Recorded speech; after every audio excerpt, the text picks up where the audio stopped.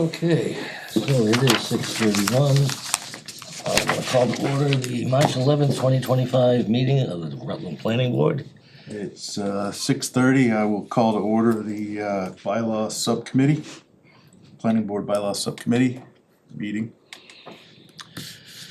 Okay, Planning Board, our first order is minutes of February 25th. Dick was the only one absent, so the rest of you can vote. So we can.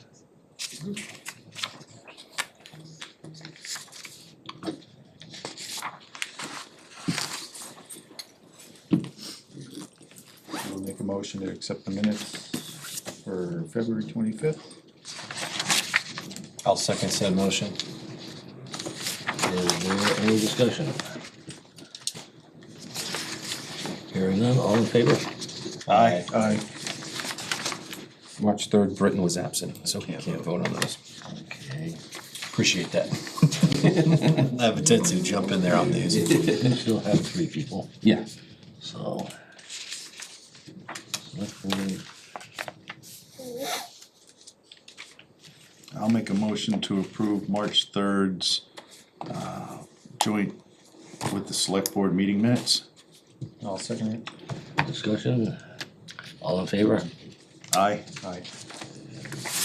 So Tim, how do you wanna handle the agenda for the bylaw subcommittee? Do you wanna wait until planners report to do that stuff? Yeah, I was gonna, since, Get the other let's stuff get done. through all the big stuff for us, and then, since we really basically just have communications and then just one thing really to talk about. Yep. Okay, next, we have an A&R application, Glenwood Road, Glenwood Place. Mount Vernon.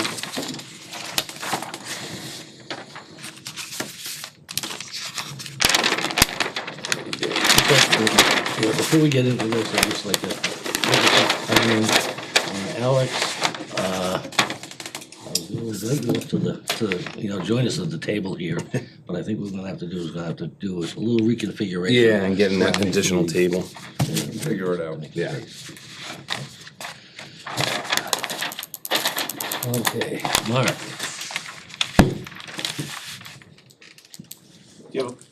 Which one we go first, with lot 3? The lot 3, yeah. Yes, lot 3 is located at 271 Glenwood Road. That's creating one lot, one A&R lot, with 200 feet of frontage and just over 1.5 acres. where are we? That is the McGann Lot house. 3, okay.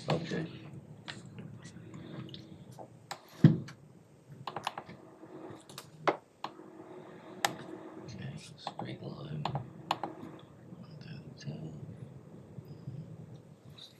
So just carving out, creating a lot for that house. Okay. And that is carving out of the remaining land of Elback, right? Yes, yep.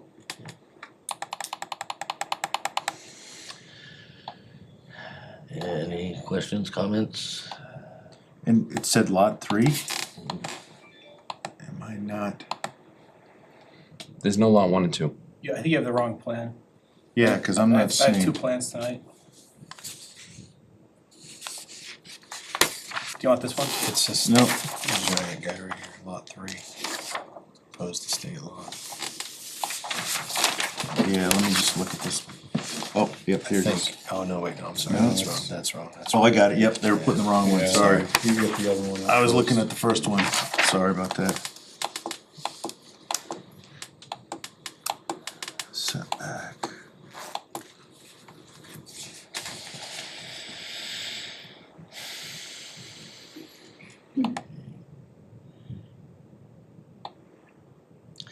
This is like right next to where that abandoned house is. This is, the abandoned house is on this lot. Oh, okay, We okay. currently have a demolition permit. Oh, I see, okay. That's what I was gonna ask, that's gonna be demo, correct? Yeah, Perfect. we already have the demo permit and the asbestos report. Abatement, cha-ching. All right, I'm good. Dimensional requirements are good. 200 setback. I got no issue.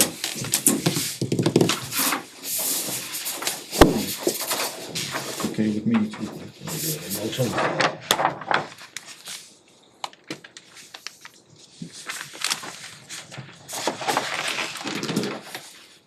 motion to approve A&R application, Glenwood Road, Glenwood Place for Mark Albag.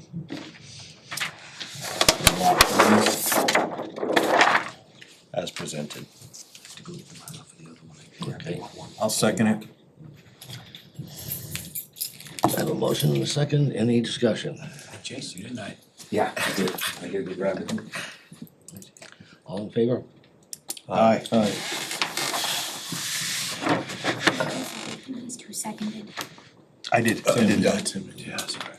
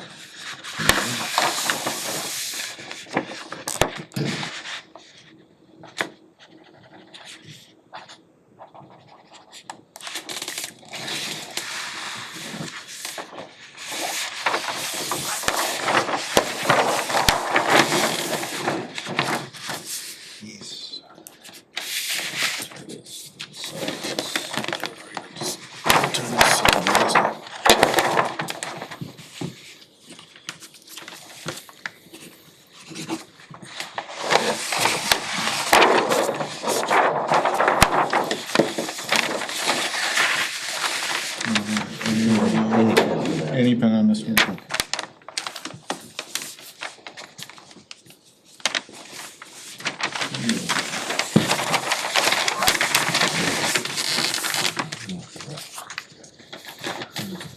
Yeah, close these stuff off.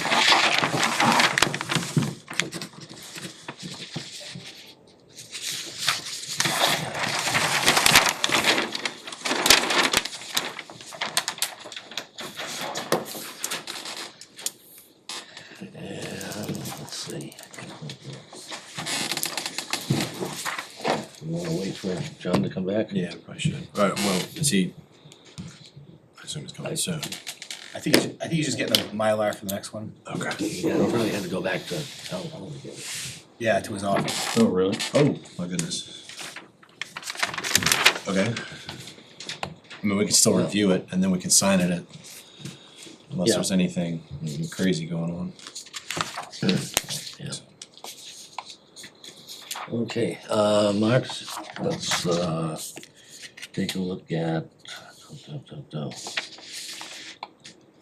this one is again, Glenwood and Ridge Road. So this one is creating lot 16 and lot 17. Lot 16 is directly across from 271 on the Mylar you just signed. And then lot 17 is around the corner on Ridge Road. Oh, I see it, okay. 201. 200. I'm not seeing what's, oh, 65,000 there it is. square feet, 65,000 square feet. Yeah, both are just over 200, acre and a half.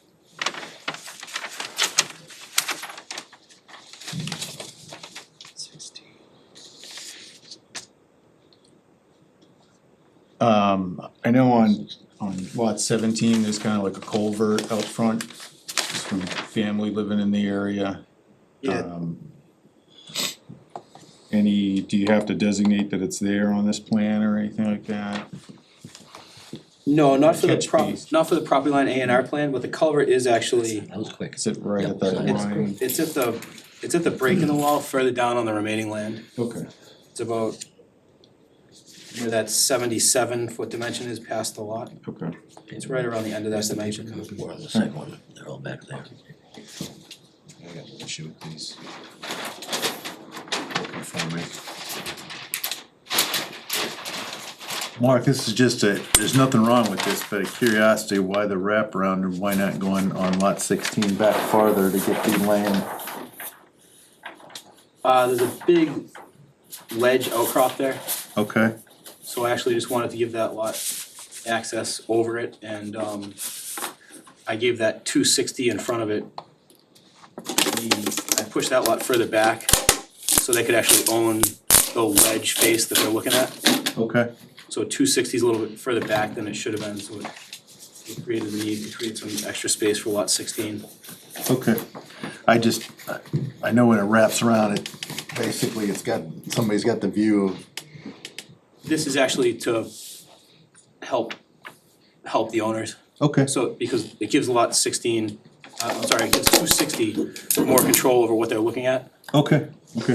Just curious, you done nothing wrong, that's all. No, happy to answer. Just a quick question, that's There's a it. lot of light out there. Okay, good enough.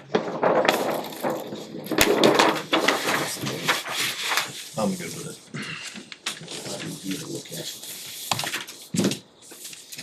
Okay. Footage. We have, okay. Yeah, this one wraps around. Yeah, That's yeah. a weird angle. It's like a hook. So we're gonna have an awful lot of weird shaped lots here in town. Yeah, again, we don't have lot shape factor Yeah, in our bylaws, so. oh well. So, any comments, questions? No, from the public? Nope. No. And once again, I'll accept the motion. I'll make a motion to, approve, the A and R, or I'm sorry, Yeah, the A&R. It's in our- It's A&R. yeah, approve the A and R at, of lot 16 and 17 of, Glenwood Road and Ridge Road for Mark Elbag Jr. Second said motion. Any discussion? Hearing none, all in favor? Aye. Aye.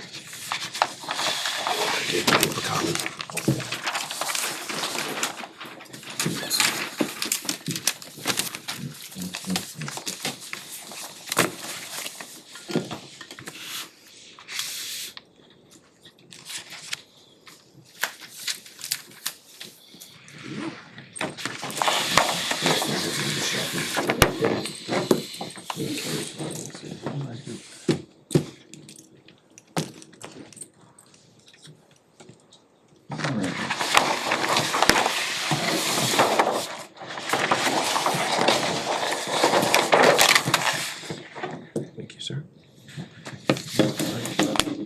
Fancy. I want to see it was legit.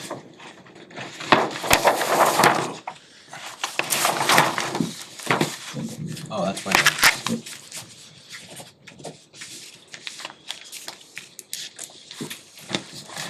You all set with the Mylar? Yep. All set.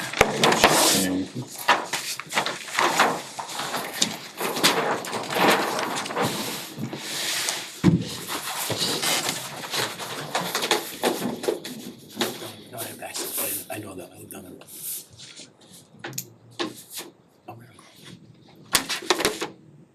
Yeah, but it- Nate. The kids.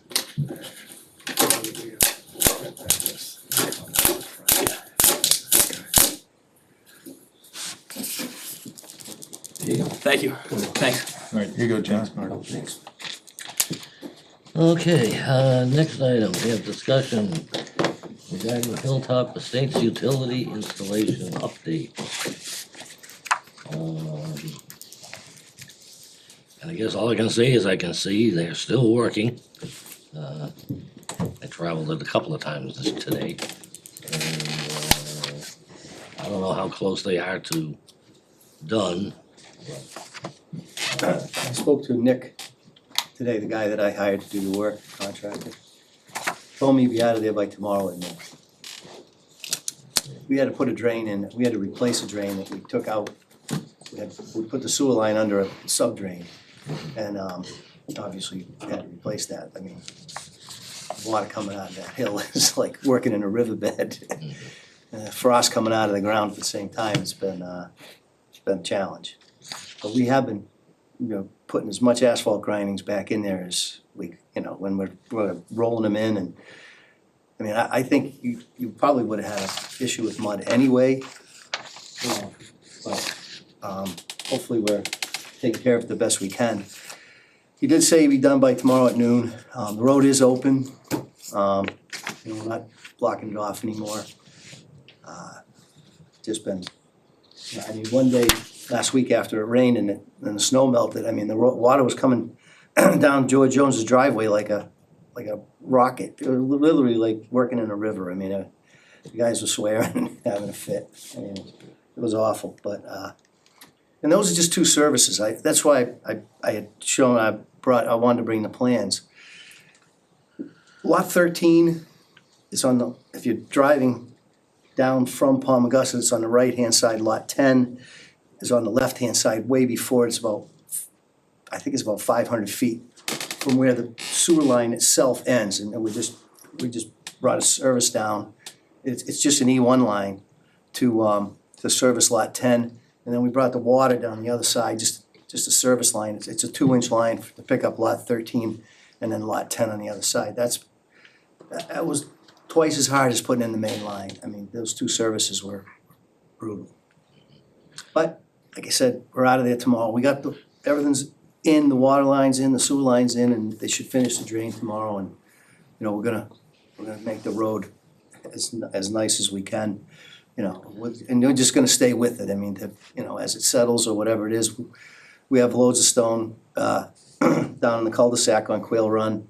We're just gonna bring them up with the loader every day for whatever happens down there. So, I mean, we'll stay on it. We're not gonna just run away once it's in, but there is one little piece of work that needs to be done when we put in the road. And that's gotta run a drain pipe across the side, and there's an easement that's been on the books since 1979, from between Lot 13 and I can't think of the other lot. It's not 12. 12 is before, but so I don't know what it is. But there's a house there, and that's where we're going to run the drainage. If you guys remember from when we got the plan, so we will have to cut in the street there, but we are going to tie. You know, we're going to tie George Jones's driveway into that up above, and we're going to eliminate that so the water stops coming down into the road when we do build the street. So. I mean, I don't know, we're doing the best we can out there. I mean, if you have any specific questions or anything you'd like to ask me, I mean. Can I say something quick? Sure. So I just wanna summarize this whole thing because obviously this became an issue. I've talked to a couple of the residents. I wanna explain to anyone who's there for this. Any miscommunication was not all on the planning board, not all on the developer, not all on the DPW. It was a combination of things. Chris, the town administrator and I, Norm had a conversation about it. We've all talked about how to do things better going forward, especially with Hilltop Estates starting up pretty soon. It's just a matter of communication, and you'll see later tonight when we go through the decision for the Mr. Harity's project that we've put a condition in there for notification to town departments when there's gonna be this type of road work that's gonna either partially or fully obstruct the road. So Clea, what I'm gonna ask is, when you get ready to do work after this project, when you start further work for Hilltop Estates, if you could communicate with the DPW, police, and myself, so we can let people know when work's gonna happen, and there can be coordination in terms of if there's gonna be a road closure, getting notification out to the residents, because that, for whatever reason, didn't happen this time. So I'm just gonna ask you to do that going forward, like just give some, give at least a week or two notification that you're gonna be out there doing stuff, and it's gonna partially be obstructing the road, and so we can let people know. That's our normal practice. We do that. I mean, most of the time. This came up and we had an opportunity to put it in, and we jumped the gun at it a little bit. We did notify the police. It was the school's idea to shut it down. We told them we'd let the buses go through, but the school just didn't want them to. So. And that's fine, Yeah. but we didn't know. I know. I know, and I Chris apologize didn't for know. that, yeah. So that's an important thing, and I just wanna remind Clea, Chris, and the board of some special conditions when it does come to Hilltop Estates. Obviously, there are special conditions regarding to adding any gravel, maintain the quality of the road, and the big one is, it does say that truck traffic is only supposed to come in off of Palmagussit and not the other way, so if you could make sure that happens where trucks not coming in from the other end, that is. We did forget that, and we were coming up the other side. Yeah. But not too much. We came through the subdivision, you know what I mean? So a couple of them came up Campbell Street, but. Yeah, so it says it's only supposed to come up Palmagussit, so just be From the mindful of Palmagussit that. Yeah, be mindful of that. I don't know, I think it'd be, I don't know if you want trucks running through there, but might wanna rethink that a little bit. It's really close to the entrance to the Grizzly Drive there. It's really close. Well, we can't, unless we went back and amended the decision. I don't know if the board, I don't know if the board wants to do that. You don't have to do that, anything like that tonight. I'm just saying, if you take a look at it, you come in from Palmagussit, you got a lot more chance of ruining the road than if you come in from Grizzly Drive. I just, and you go, you come up through the subdivision and go in that way. It's a lot less. I'm seeing heads nodding that might be a good idea. We live at the end by Glenwood, so of course we want to protect our end of the road. But in general, we want to protect. I'm sorry, could you introduce yourself, please? Lindsay Moss, 119 Brentnell. Thank you. It's a scenic dirt road, and when you do research on protecting scenic dirt roads, you're supposed to minimize traffic in general, number of vehicles, as well as weight of vehicles on these roads, particularly during mud season. So I agree with you, in an ideal world, you're limiting those trucks on the dirt road as much as possible. So Grizzly would protect the road as much as possible. I can't speak for all of my neighbors, but I'd be in support of that. So I would ask the board, would you consider this a minor modification? And if you do, you could make that determination tonight without a public hearing if you wanted to make that change. Before I did that, I would look to the gentleman with the hat and ask him, because ultimately it's gonna be his roads that we're gonna mess up, and his bridge You too. look at the special conditions on that project already. Originally, a lot of that work from Hilltop is going to be between Hilltop and Grizzly anyway. So Grizzly is actually the outer bounds of that project. So to come in from Grizzly, it only makes sense. There's one soft spot there, that's there every year. I was there today, it's not that bad. If we keep this dry weather, the road's gonna dry up nice. They actually are, but there's still all ice in the ditches. So, I mean, we can't grade them yet, we can't final grade anything. All we can do is, we add stone when it gets muddy. Then we roll it, we grade it all in, it all comes out nice. But that's just my thoughts. Your best bet is to come in from Grizzly. Norm, I had one other question wanted to ask to you. I looked at the plans and there was that little section, 40 or 50 feet of connecting water and sewer that came off of, I'll call it the easement, and that was going to Hilltop. Is that completed? And you're just gonna tie into that off of, I'll call it George Jones's driveway? Well, the sewer extension permit is complete to the end of Hilltop Drive.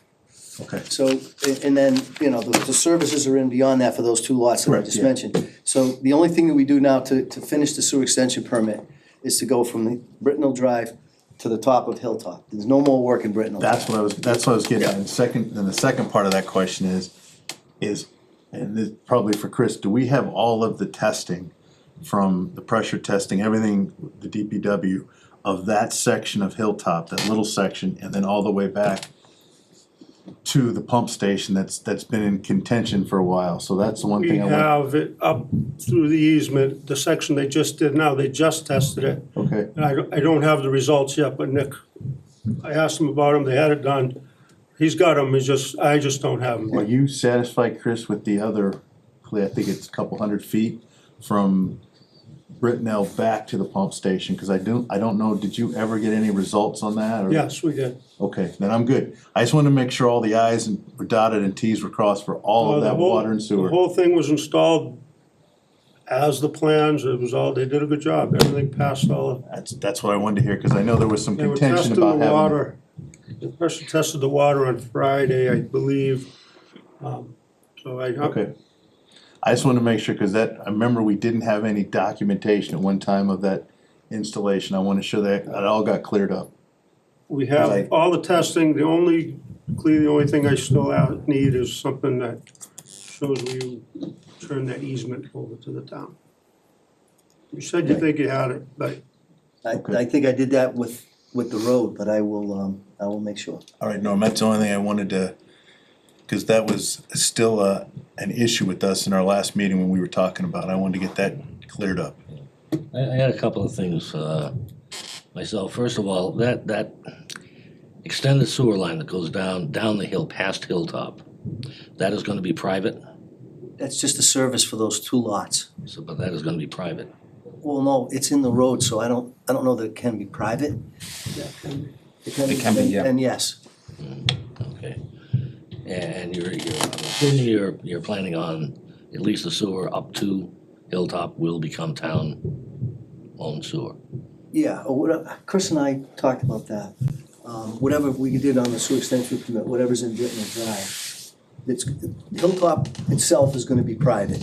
And then from end all the way down to the pump station is gonna be the town. Hilltop is gonna be private, and then as soon as that manhole, I don't know, I think it's 5 or 6. 5 or something. 6, yeah. From there down to Grizzly will be Town. towns. As soon as they can make sure we have the right easement. Okay, so the second thing, having driven over the thing a couple of times today, and I realize they've done what seems to be a pretty good job of rolling, packing, bringing in stuff and that sort of thing. It's still not a graded road. As you're going along, you can see that there are still humps, valleys, and so forth. And my guess is the only way you straighten that out is with a grader. I don't think they can do that, and I'm just wondering if that could be done on that section as they're finishing up right now. There's multiple sections of that up and down right now. Yeah, Yeah, but the problem with grading right now is there's still frozen leaves and ice in the edges along the edge. If you pull those out, it just makes it worse. We need to wait till it dries, a couple more weeks of decent weather, you know. And melting. It's just like every other gravel road in town. I mean, we just can't grade them yet. All we can do is fill the potholes with stone, and we try to backblade stuff a little bit best we can until we can grade them. It's just nature of the beast. Chris, is that mainly like an April type of time frame for you Yeah, if it guys? stays dry like this, but We've gone into way it wouldn't past bother April. me if we so- plowed those roads again. It's Yeah. only March, Yeah, I you know. know? We can get snow in April. This we is have. Rutland. Yeah. We're not going anywhere, we're gonna stay right with it, we'll take care of that when the time comes. Alex? Excuse me, Alex Moss, 119 Brindle Drive. I guess all the roads are in disrepair, but that road gets beat to heck with all the traffic on it from that giant development. So that's one thing, but my other concern was that I think, Mr. Blair, you said something about asphalt grindings were being used, and I thought it was supposed to be ABC fill, which I believe are different. But I know that there's a lot of wetlands right there, and I wonder about the asphalt and the runoff. It's ABC. Okay, Yeah, it's not millings, yeah. Okay. That's what you're worried about, yeah. Millings are different. As asphalt grindings have a brick and concrete in them. okay. It's the same thing we use for gravel roads. We crush gravel and asphalt in our back, and we mix it in the gravel roads, and that's allowable. Yep. I just want to make a comment about road closed versus open and the school system. We talked to the school system, and they said that even when the road is considered open, they do have trouble getting down, which is why they won't go until it's all completely done. So I did a test run Monday when the bus was supposed to happen down Brittenell to see what would happen. And indeed, it's open. You can get through. The problem is there are so many vehicles on the road blocking the road that at times you have to stop and wait. There was a cop there clearing me. So I got through, but I can understand the buses that are running on a tight schedule, if they have to stop and wait for vehicles to rearrange and police to guide people through, that they can't get through. So simply saying it's open, the buses can come, it's simple for regular traffic, but not quite as simple for the buses. So going forward, taking that into consideration, that if it has to be closed for an extended period of time, taking advantage of breaks in summer would be appreciated. Yeah, and we don't intend to have to do that except across the road in a couple of times, and I mean, that's like half a day here, half a day Okay. there, and that hopefully will be this summer, Okay, so. I appreciate it. This was also supposed to be 2 weeks and it was 6, I so know. half a day can be longer. So that's the background on that, even though it is open, the buses can't get through in the timely manner. It's like the money pit, 2 weeks, right? Yeah, so Clea, when that happens, if you can just let like DPW, police, myself know that, hey, it's gonna be either partially closed for a half a day on such and such a date, we can let people know and they can be prepared for it at least. Absolutely, Nick, the guy that does the work for me, is usually better at communicating than I think he did on this, you know? While we're on the subject, I'm just wondering, the work had to be approved by the head of DPW between November and April, which is school, and it's also winter and the Mud thaw. season. And I'm wondering, I'm aware that you weren't told until the day before that it was happening, but why you would approve that project in that timeframe? Well, I didn't know it was gonna rain, I didn't know it was gonna thaw. If it was just frozen, it wouldn't be a big deal. It was supposed to be 2 weeks. The work has to get done. What about the school year and the buses? Well, they know, when I found out about it, they had notified the police had the details all lined up, and the school had already notified people. I had no reason to stop them, go ahead, get it done, get it over with.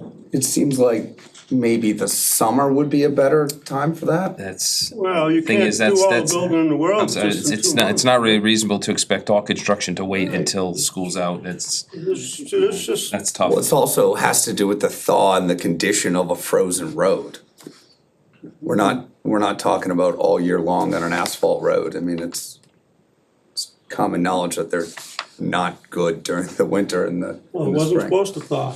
It did, we got a thaw in February. You know, I don't know what to tell you, We I'm had the not a same thing weatherman. last year. Hmm? We had the same thing last year where it was warm earlier. It has That no doesn't reason mean anything. This year's been the coldest winter we've had so This is in getting a lot 10 of years. control. I think we need to rein this in a little I bit. never know when it's gonna warm up. I made the call, so get it done. So I think, so, Turned out, The it question- rained, it. okay, was so warm. the question I have for the board is, do you want to make that minor modification to the direction of the truck traffic to come in off Grizzly instead of Palmagussit or the other end? I'm fine with that. We don't, with a minor modification, we don't have to have a hearing. Nope. We can just make a modification to the conditions. If I remember my. Yeah, I can draft a letter. I can get it to the town clerk, I can get it to the building commissioner, so so everyone's aware. Through Norm, I got one quick question for Chris. Is that gonna give you any headaches on that bridge with that, larger truck traffic coming through on Grizzly? I don't know enough On my about. bridge, Okay, It's designed for H20 loading. It can take two concrete trucks side by side sitting on it at the same okay, time. that's all I wanted to hear. Then I'm fine with that. That's my only. the bridge was rated for trucks, no problem. Okay, that's all I need. I know it was rated for fire trucks. I And know it'll be a that. lot better to come in from Grizzly because that end from Palmagussit, as Norm knows, that's the narrowest section of the whole road. I'm fine with the board then. You can barely pass 2 cars on the whole length of that Yeah, I section know, of I that know. road. And Just a it's quick definitely a question on better that. deal to Hold come on, hold on, in hold from on. Grizzly. Just a quick question on that. Was that usually something that specific is raised by a butters? Was that, DPW director is the one who asked for okay, it. so that's. Previous, so not, we're, not Chris, okay. it I just was- wanna make sure that that No, was it's, the case. it doesn't really matter where it comes from, it can come from Borders. Well, if it comes from a butters, then I don't consider it minor. Well, That's my, what I'm getting at, so. well, minor usually depends on the scope, and that's a board decision on whether you think it's minor or not. You know, it depends on the project. For instance, if it's a subdivision and they're making some kind of change to the roadway, that's gonna redirect the roadway, or if it's gonna change the lot configuration or something. Yeah, if there was consideration for the project and a bunch of abutters spoke out about it in that meeting, and this is a what-if scenario, but then in my opinion, that wouldn't be minor and I'd vote a no. But if that's not what happened, then that's not what happened. To piggyback off that, Britton, what happened is we had, before Chris assumed the director, we had brought Joe Buckley and says, what do you want from construction? Okay. And he actually said, I only want one truck coming in from one way. So he was actually the, if you wanna call it, designer of where he wanted it coming, Yeah, yeah. because Then I'm good with conditions that. usually do come from different department Yeah. heads. Sometimes abutters can bring them up, but they come from departments a lot, or a Yep. peer review engineer. And we made sure that was into the conditions based upon his recommendation. Then I'm good with it. I just got a quick comment. It says, if the conditions here say that, Mr. Blair would help maintain the dirt road as it gets truck traffic and stuff like that. There's no condition for, Cleveland Circle, you know, the paved road down there, so Yes, still. I don't know if that's a, you know, there's no way, if the truck's road gets damaged. wrecked or, you know, say, I don't know how much traffic it's gonna take to get dirt in and out and escape that land or, so I don't know if it is better for it to stay on a dirt road if. It's a great point, if you're pushing a lot of trucks through there now and you damage the road, there's Yeah. nothing. And that road hasn't been accepted yet? The road in Brittenell Estates hasn't been accepted, but it's been accepted, if I'm not mistaken, up to the pump station by the town. Yeah, so that's town road, so. Okay. Just something to think about. If Well, someone so the has a town's car. accepted the road that we're talking about? Well, there's several Part of it. roads to get to the back. Part of it. All except the Brindle Estates. Yeah, the Brittenell Estates hasn't been accepted, so Go up Vista, come around, right? I guess I would, and this is through the chair, Chris, hope you keep us informed if there's problems, we've gotta go back to Clea and I talk to wrecked him the road, about it. I'll fix it. I'm not, Yeah. I'd never leave. Yeah, I just, I did run over somebody's lawn last year and I fixed it. He was mad too. anything happens in Brittenell Estates, you Darn still, me. you still got that. Well, one yeah, too. that's the thing, so yeah, it hasn't been accepted yet, so before the town accepts that, he's gonna have to repair it. Yep. Just thinking, because Vista has had some problems already Yes, at the end, at the end. ice there. and, things like So that, yeah. that's, Lenny built that road, so. yeah, I know, Yeah, but it's gonna be collapsed if I a lot of remember right. traffic going in Vista Yeah. then. When the subdrains in there, water ran underneath. No, Sucked it down. if you bring out, whole house drains to the road, it sort of undercuts the road when water comes out from around the So house, but what's the that's- pleasure of the board? I would, Yeah. this is my opinion for the board, is I think we should modify it and take Palmagussit out of there and replace it with Grizzly. A minor modification. Yeah, minor I modification. think we have one You guys got a comment. hand in that? I just thought of something, Kirk Roll, to Brittenell, I just thought of something, in terms of the earth moving. And I know you said shorter coming from Brittenell Estates rather than Palmagussit, that all makes sense. Especially the condition of the road, the soft spot, by the time that's done, the soft spot will be good down in, at the lower section. But one thing just dawned on me, the earth moving is gonna be taking large trucks with a lot of earth out of there, right? Oh, really? We've changed it now, I mean, the planning board let me have a few waivers, which ended up keeping it so that I could keep most of the fill in there. Excuse me. When you were coming to the meetings, we were gonna pull like 20,000 yards out of there. We were gonna It's take the not road and go necessary. like this. Yeah, they let me go like that. Okay, so you don't, okay, I was just picturing a lot of, heavy, large dump trucks hauling earth, trying to get through the Brittenell Estates, because there's some sharp turns in there, and lots of hills. That would be a kind of. Well, no, they weren't gonna haul that all the way out anyway, they were just gonna haul it over to Wheel Run. That was what that whole thing was about, but now that's not happening up on the hill. Okay. Do you need a motion, Norm? Yes. Yeah, Let me find so I can do this correctly. It's special condition number 36. That's what I was looking for. I'll make a motion to change special condition 36, to the applicant shall, let me read this. Shall place and maintain gravel. No, 36 is the gravel, there's another one for, 35. 35 is I think the one we're looking at. No. Oh, yeah, you're right, yep. It's 35.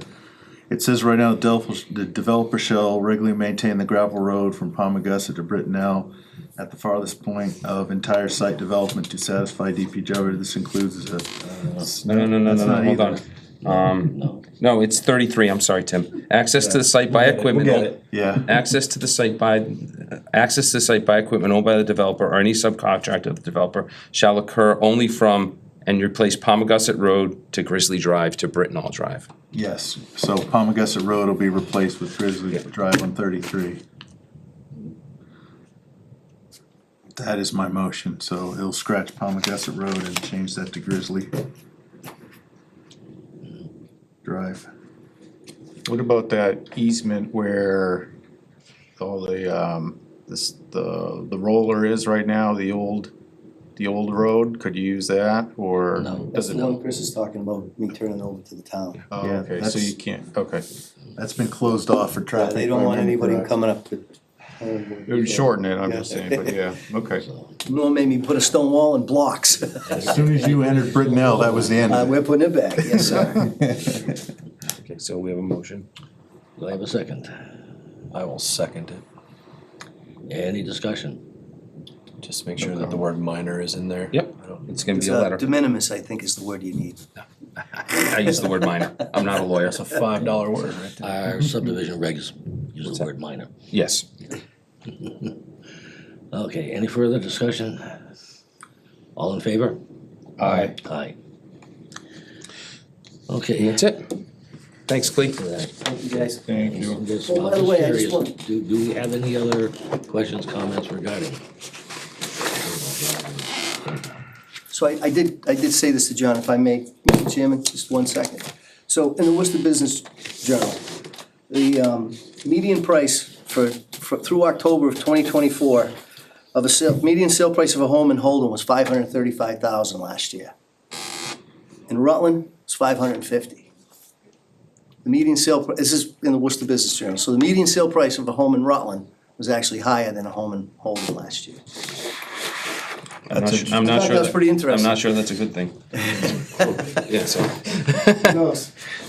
Thanks. Thanks, Chris. thanks, Chris. Stay up for a second, you guys keep going.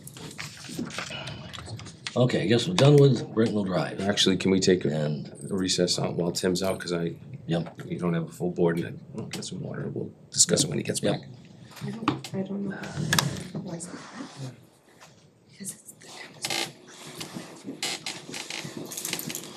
You have to have a certain amount of state regulations. So we could, we see about maybe getting a little different table configuration for our meetings. Something like that. Did you get that paper?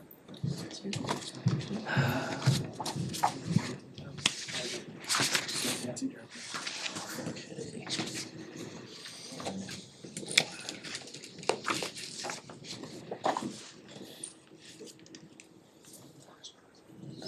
Lauren, do you know when Dick's coming back? Do we expect him at the next meeting? He's home, Okay. but his wife is in the hospital. I don't know what for, so he thinks with her, Okay. so he'll be here, I think. All right. Okay, okay. Back to next item, we have decision. Emerald Road and Welsh Ave special permit for estate lots. Yes, the public hearing on this has been closed. The board authorized me to draft a decision for this, so I'd just like to go through that decision with the board if I could. You have copies in your packets. So obviously, it starts out with just project summary, procedural history, public hearing, application materials, then into the various findings. Double quotation right there. Review criteria for special permit for estate lots, that goes on until page 6. And that's when we get into the conditions of approval. So I'd just like to go through this quickly since that's a vital part of this. So a special permit is granted subject to the following conditions. The first few conditions are very boilerplate. Yep, standard. Constructed in conformance with and as shown on the plans, revised through March 4th, 2025. Special permit shall be for 5 estate lots, with the driveway serving only their respective estate lots. The lot shall not be further subdivided, and there is a statement on the plans on each of the estate lots stating that. Stormwater controls to be implemented and maintained to limit runoff, if needed. Decision does not relieve the applicant or any other person of the necessity of complying with all applicable federal, state, local statutes, ordinance, bylaws, rules, or regulations. The applicant shall provide the planning board with the recording information from the Worcester County Registry of Deeds for the decision and the plan. And these are the decisions that were discussed at the last public hearing. Establishment of a homeowners association is required for any duplex for which the units are not in common ownership. In those instances, a copy of the homeowners association trust shall be provided to the planning board. Then the last three are ones that, that I added in, considering what just happened on Brittenell Drive. During construction, no heavy equipment or machinery shall be allowed to be started, idle, or operate prior to 7 AM. Putting the word idling in there is important because I've had instances in the past where a planning board has said you can't operate equipment before 7 AM, and the developers get there and they start up the machinery at 6:30, so they're ready to go at 7, and that's disturbing to the residential abutters. So put the word idle in there so they can't start their machinery up before 7 AM. During construction, the hours of operation for site work for exterior, that's a typo, for exterior construction shall be between 7 AM and 4 PM Monday through Friday, 8 AM and 4 PM on Saturday, and no such construction shall take place on Sunday or any state or federal holiday. And then the last one, in any instance where construction activity will necessitate partial closure or obstruction of Emerald Road or Welch Avenue, it is the responsibility of the applicant to notify the planning board, the TPW, the police department, the fire department, and the school department in writing and provide a minimum of 30 days' notice prior to thereto. The police department shall make the determination whether or not a traffic detail is necessary at the applicant's expense. I don't anticipate there being an issue like there was on Brittenell Drive because that's gonna be part of a residential subdivision and a new roadway that's going in. But I think this is a good condition to put in here, especially when there's something happening off one of these narrow dirt roads that are town roads. So, those are the conditions that I added in due to that situation on Brittenell Drive, and I think going forward, it should be common practice when we have something like this come before us. And that's it. Question, Yes. Jim Harity, Simac Realty. Hours of operation from 7 to 4. We often work past 4. I think 4 is kind of limiting. Some crews will stay till 6 sometimes. So, could we go 7 to 6? It's up to the board. 4 o'clock is like, that's lunchtime. I wouldn't call it lunchtime. Honestly, I'm gonna turn to you. I don't have a problem with that, and the reason why is most towns allow a 6 PM, well, actually most are later than the 6 PM shut off, as well as, they also allow you to operate on Sundays. So I think a 6 o'clock, a 7 to 6 would be fair, however, I like the, and this is just because I've lived next to construction sites before. I think the Sunday and the holidays are important, even though most of the guys won't work on those days anyways. what about the shorter hours on Saturday, 8 to 4? I mean, I'm okay with those, but if that's something that the applicant is wanting to push back on, I mean, I So, yeah, I guess I understand it, but, you know, for residential construction, especially on 7.5 acre lots, I don't know, it seems kind of crazy, especially because it's, you know, it's a farming community and they work, you know, how often are these farmers working? You know, they work around the clock, so to limit the construction workers, I think, I don't know. Yeah, it's a kind of a minor point, but it's like, I think 6 is reasonable, but I think it's also reasonable to say no later than 6, yeah. so. On Saturdays as well, but starting up at 8? Yeah, starting at 8 is. Yeah, I don't have a problem on Saturday going to 6. I mean, feel free to jump in if people. No, I'm weekdays as fine with well. that. I just- Cause 8 to 4 is 8 hours with no lunch, I mean, You're not gonna get a lot done, you need yeah. 12 These guys or are looking 11 for their time in and a half on the most weekend, so Especially in the summer when it's dark out till 9, they just wanna keep going, Yeah. but. I'm fine with 6 PM, but no later than that. I agree, 6 is okay, I'm okay with Okay. that. On both days. We don't need to vote on that, right? That's just, No. you can line Nope. item that. Yep. Yeah. It seems, the board seems to be in agreement on that. 7 is where I got it. I've been struggling with this on condition 7, with the HOA and duplexes and common driveways. Jim, have you made the decision if it's gonna be condos or duplexes at this point? Again, I don't wanna tie you down, and I'm not looking for a final answer, I'm just trying to get a feeling. Well, I would, the plan is to do condominiums, Okay, yes. So we will have an HOA developed, like condo association type of HOA? yes, Okay, yeah, and we'll give that to John okay. as we move forward and get it developed.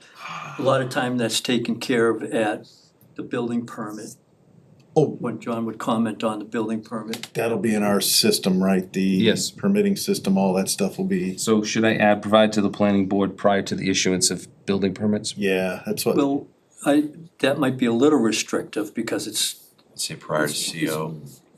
I would say at my discretion. Well, we have to have some kind of. Prior to CO. Yeah, But I can build a duplex. And I can keep it as rental property. I could live in one side and rent the other. yeah, Correct. okay. All right, so you wanna keep it as is? I think so, yeah. It's chicken and egg. I know, that's what I'm. When it comes to this stuff, I know. that specific situation. I don't wanna get into the weeds too far, cause then we've sort of painted ourselves into a corner. I think by us putting it in the decision, we've done what we can to the Okay. extent of what we can to make sure that that happens. Because if we place a limitation on it, for like example, certificate of occupancy. Yeah. He would still have to tell the building department that he's gonna be under common ownership, which isn't usually part of that process. It doesn't really All matter, I'm trying to but- do is make sure in the permitting process, cause we have that online permitting, that somewhere there's a checkbox for HOA, that before, I guess before you get the certificate of occupancy, there's some HOA on file with the building and or John, something to that effect. So, again, it's in my interest, if I'm going to be selling it as a condo, to have it to you as soon as I can. Right. But to contingent upon getting a CO upon having the HOA agreement is again too restrictive, because what if I wanna keep it as rental property? I guess we leave it on the building Yeah. inspector and he'll be dealing with that fight, cause I just, We, my because, experience again is with, if you've got common driveway with two different owners or properties and you have no documentation, it can easily turn into a mess. I've gotta sell these things. I know. No, it and just, at the same time, I know this is a special permit for estate lots, but these are private properties.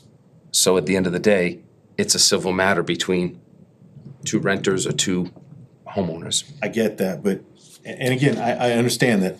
I'm just, how do I put this?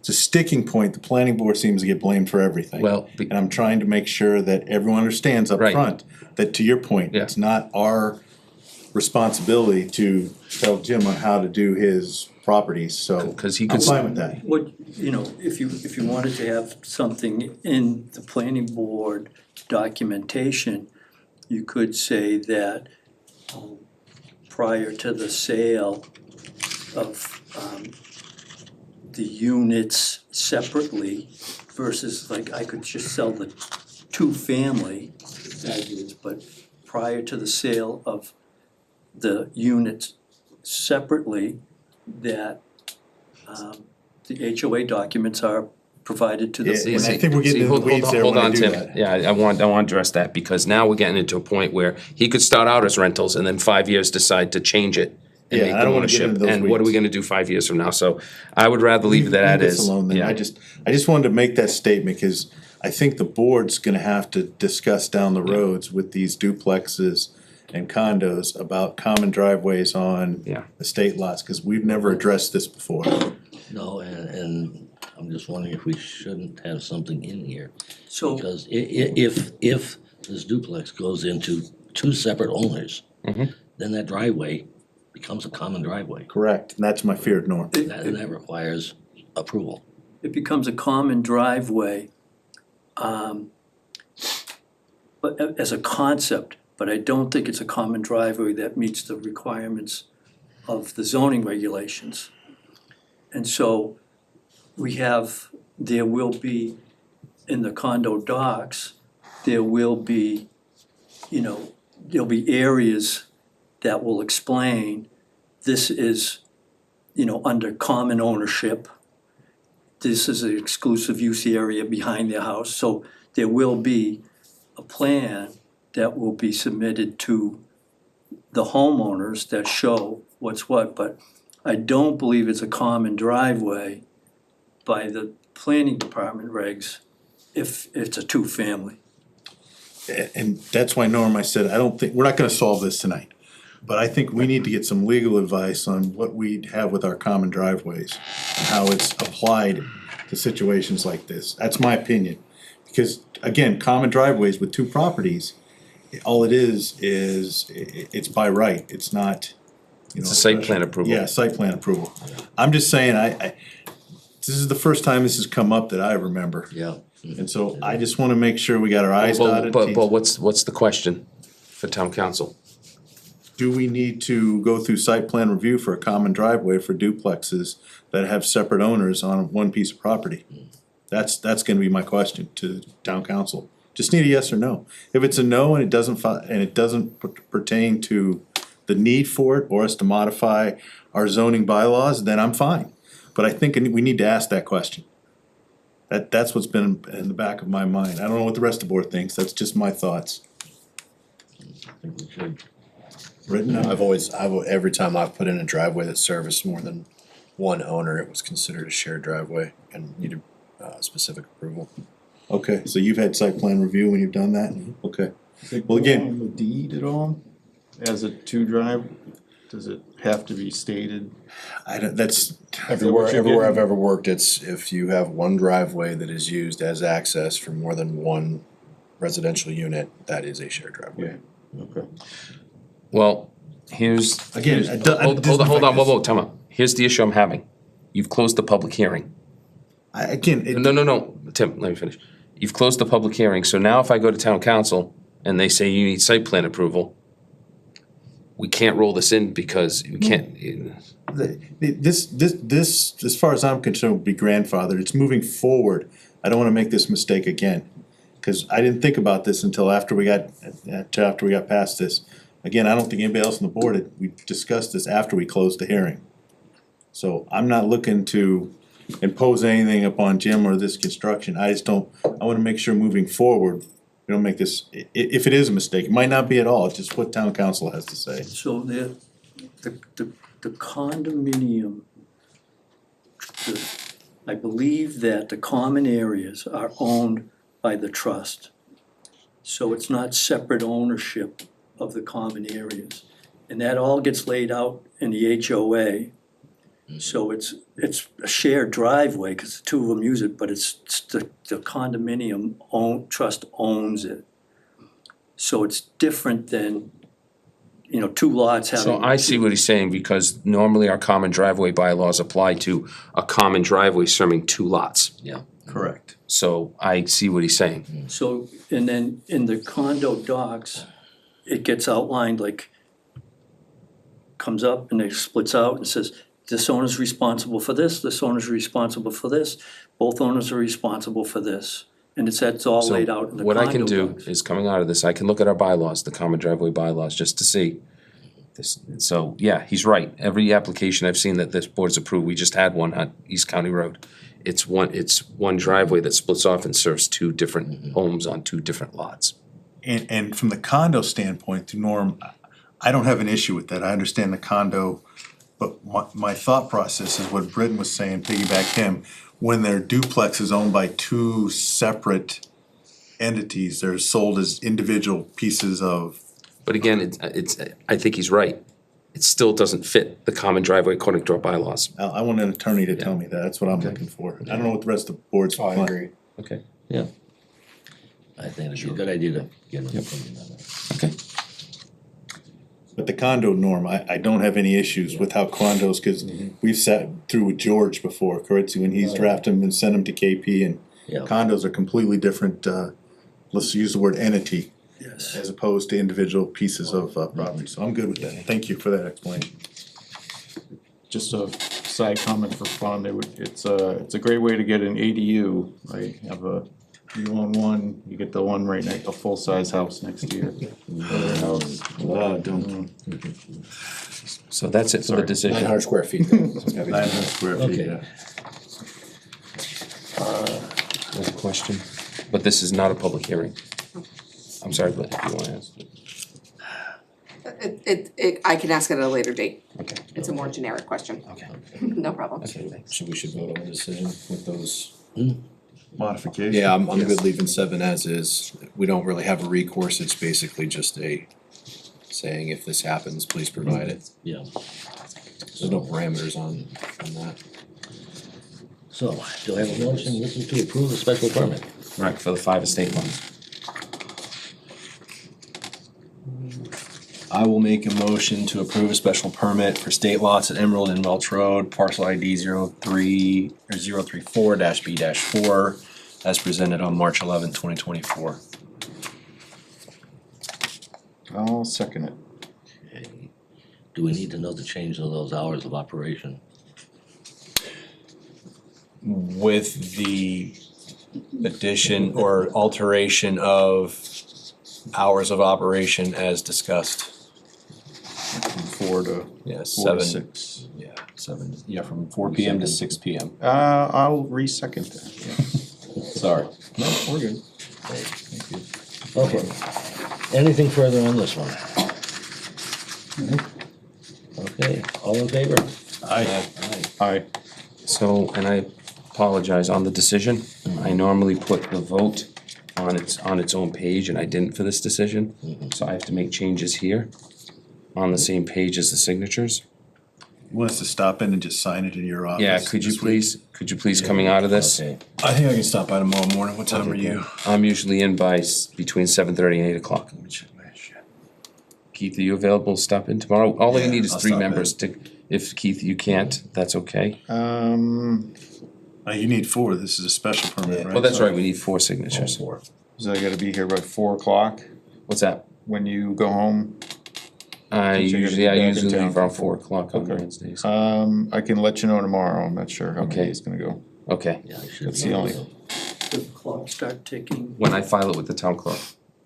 so we need the signatures. Yes, and I need to file it with the town clerk, and then the next day, the 20 days starts. Okay. So, yeah, I so, mean, I get out early, I can let you know about okay, part of the way through the day, what, okay. I'll be leaving town at 5:30 in the morning, so I don't think you'll be around, unless you are. Okay, okay, Okay, I'll stop by in the morning, John. okay, thank you. Thank you. Thanks. okay.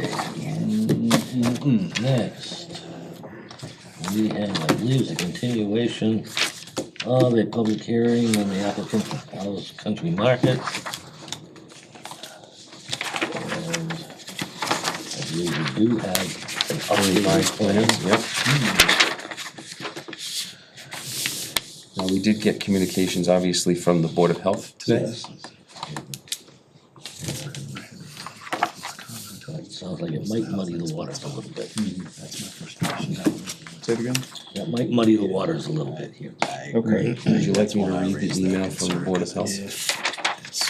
Well, do we wanna start by looking at the plan, or do we wanna read the Board of Health first?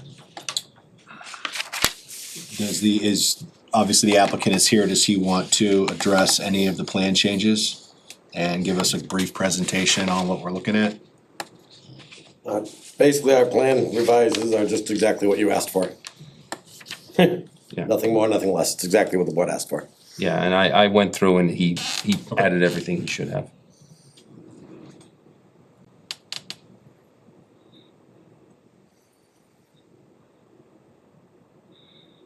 Yeah, because the hashed areas are exactly what I was looking for. There's the display, there's the building, landscaped area, which we said could be mulch, whatever. Painted sign.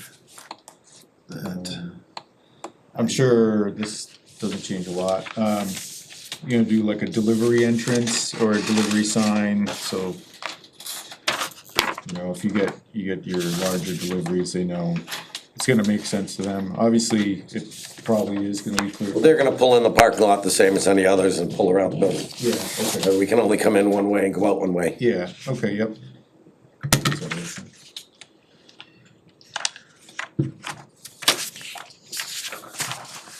Okay, and it is pretty clearly showing the leased area.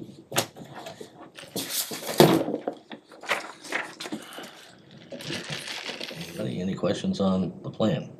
Nope. The big thing, Norm, is the hash marks of what's not leased. That's what I wanted to see, and we got that, so thanks, I appreciate it. My question on the, well, I don't want to put the cart before the horse. Do we want to talk about the Board of Health first? Before we talk about the draft decision? Yeah. Okay. Let's do that then. Okay, so Board of Health. So we got an email at 5:13 this evening from the Board of Health. It says, "Good afternoon all.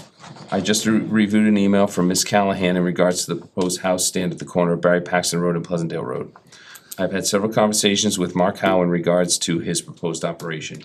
He has been informed of what well test is required and that a licensed well driller shall take the test, follow chain of custody practices, temperature and time controls while delivering the water sample to Mass DEP certified water testing lab. Once I obtain the certified lab results, I will determine if any contamination is present in the well water. I will make appropriate recommendations on use or not based on the lab results. Mr. Howe and I have discussed bathroom facilities for employees, which is his only requirement at this time. I have advised the on-site septic system be inspected by a licensed T5 septic inspector, of which I witness all T5 septic inspections in the town of Rutland. The Board of Health is aware of the past use of this property and on-site contamination. Mass DEP is in charge of the cleanup/mitigation efforts for this property. The Rutland Board of Health has no direct oversight in the enforcement or cleanup of said site.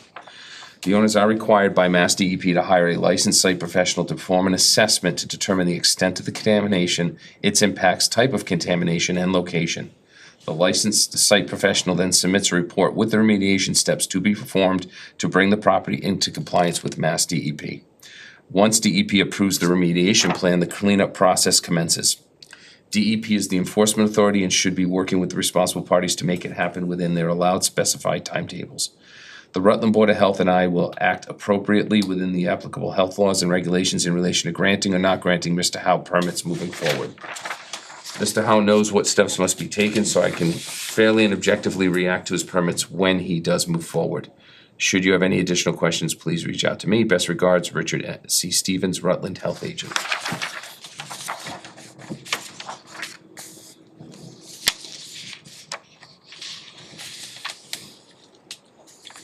So we have already been working with Rich Stevens and we know what needs to be done. And going forward, when it comes to that stuff, that's, again, not to bash the planning board, but that's on him to authorize or not going forward, whether he's gonna give the all clear on that to be done. The part that gives me pause, because this is a site plan approval for the use, is that sentence that says, "After the water's tested, I will make appropriate recommendations on use or not." Agreed. So, whereas the type of business he's proposing, it seems to me that it's up in the air as far as whether or not that water can be used. Did they tell you what time frame to test, so you can kinda? So I've already contacted someone, he's supposed to call me back for the next couple of weeks when he's out here testing water. But the only halt we have on using that water at this point would be watering produce plants. I'm not carrying produce plants, I'm only carrying flowers. Problem solved. We're not gonna carry produce plants. Seems how this contaminated water seems to be a major issue. And then I can revisit that later once we get with the Board of Health, once we get the water tested. So for the time being, this is a flower shop only. And there are no state regulations on the watering of flower plants. Do we need, John, would we have to put that in our? I would. That's what I was getting, I just wanna make sure that, Absolutely no consumable produce of any kind. So we can still carry produce, we don't wash that. That comes in washed, ready to go. We're a farmer's market. We People are never wash it. supposed to wash their produce before they, Yeah, we after don't, they we have no purchase running it. water in the building. It's outside garden hose for watering plants. So, So do you Our produce is seal all the farm bath- fresh, it's picked, it's You have put on a the shelves bathroom and go. facility? We will have an outhouse for our employees. As to we do not know the condition of the septic there, nor do I wanna get into that because we don't use water in our. So you'd have the gentleman that drop off the nice blue. Yes, I've already contacted a gentleman from Holden who's going to be dropping it off. All right, We're a so- family-run, family-operated business, so we're not required to actually have a physical in-building bathroom. Okay. We don't have any seating, so we're not required to carry public bathrooms. So.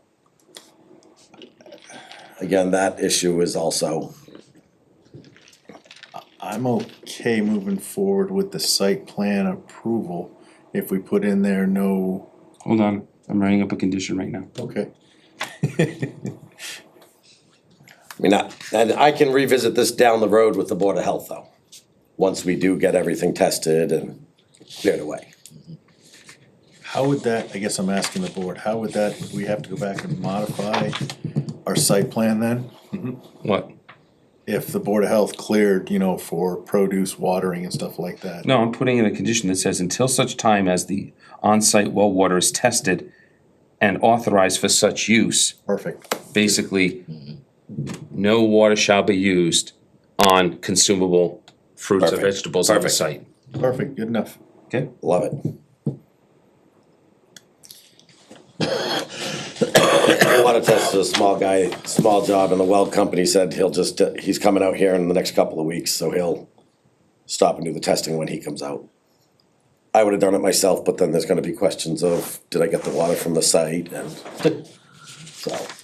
Yeah, there's gotta be what are the, police, chain of custody? Yeah. Yeah. Yeah, Rich Stevens had already, given me a guy's name, and I called him already, and it's in the works. Okay, so the entire condition states, until such time as the on-site well water is tested and authorized for such use, the on-site well water shall not be used for any consumable fruits or vegetables sold on premises. Or produce plants. Put that in there too, just to make everybody happy. Okay.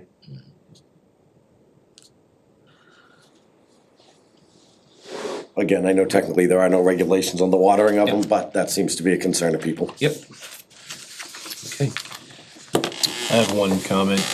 So in the shaded area, the non-leased area, if you will, I'd like to see a condition or talk to the board about that no business activities shall take place in the area that is not approved by this decision. Or parking, so no business Correct. activity. So no deliveries, no staging, no storing, no parking will be utilized in the non-leased area, only on the. We can't. Only on the portion that has been submitted for approval. All business shall remain in that area. I'm good with that. Yeah, On any non-leased portion of the property. as shown on plan. So that in 2 years, you don't see like storage of a bunch of stuff here and parking lot. Again, in 2 years, if we buy the property, we'll be back before you again, changing this all anyway. Yeah, there you go. But just for today, for what we have to go with Right. what we have, so. And on the flip As of the side, I hope that's the case. As of the time, I we're hope you not- expand into it, but. As of the time, we're not authorized to use any other yeah, areas, and I so. don't want anybody giving you a hard time if buses are parked over there, cause you have nothing to do with that. That's the flip side of this. Or all the crap that's not in my area. Yeah. That way it's sort of somewhat through Norm protecting you, cause No, I agree. Before you close the hearing, there's a chat. Got a hand up? Okay. Do we have someone on chat? We can't see what they have to say, just If some, the cable room might be able to open up the chat function. can someone open up the chat? We can't see the chat comment from here.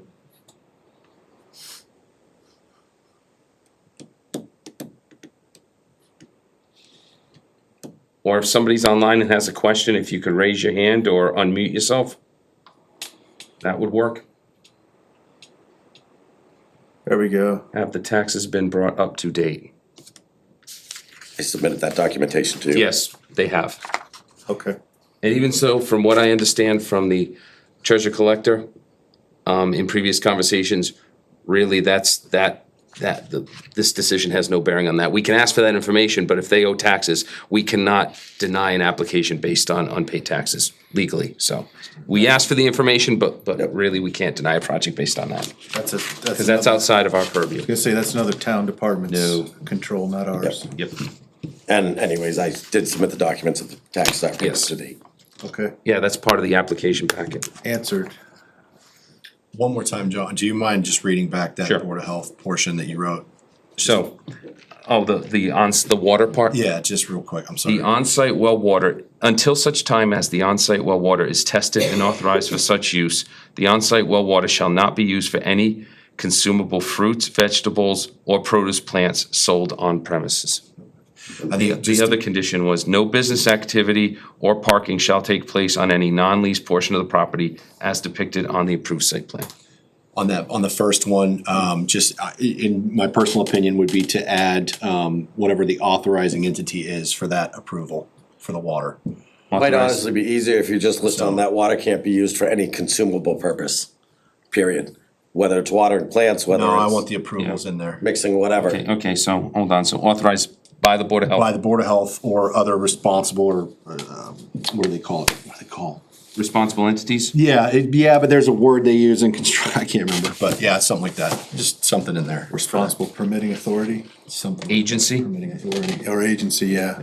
Agency, that sounds very official. Yeah, because that actually said in here about, Okay, I can add that in after as authorized by. Sorry, I just Okay. dot an I there, cross the T, Can I make as my one good friend comment? Timber would say. No. Does it, and I know it's nitpicking, fruit bearing trees, say you wanna bring in orange trees, is that? That's the same language you thing. just Yeah, put in that's there that basically, says, yeah, any I'll type be of under the plants. edible plants. Yes, Okay, yeah, whether it's not just annuals, but yeah, no, that'll cover that, annuals yeah. and stuff, okay. Great. Nothing more. Okay, I guess if we're all set, I'd make a motion to close the hearing. Is that a motion? Yes, I motion will to close. second that motion. Any discussion? No. Hearing none, all in favor? Aye. Aye.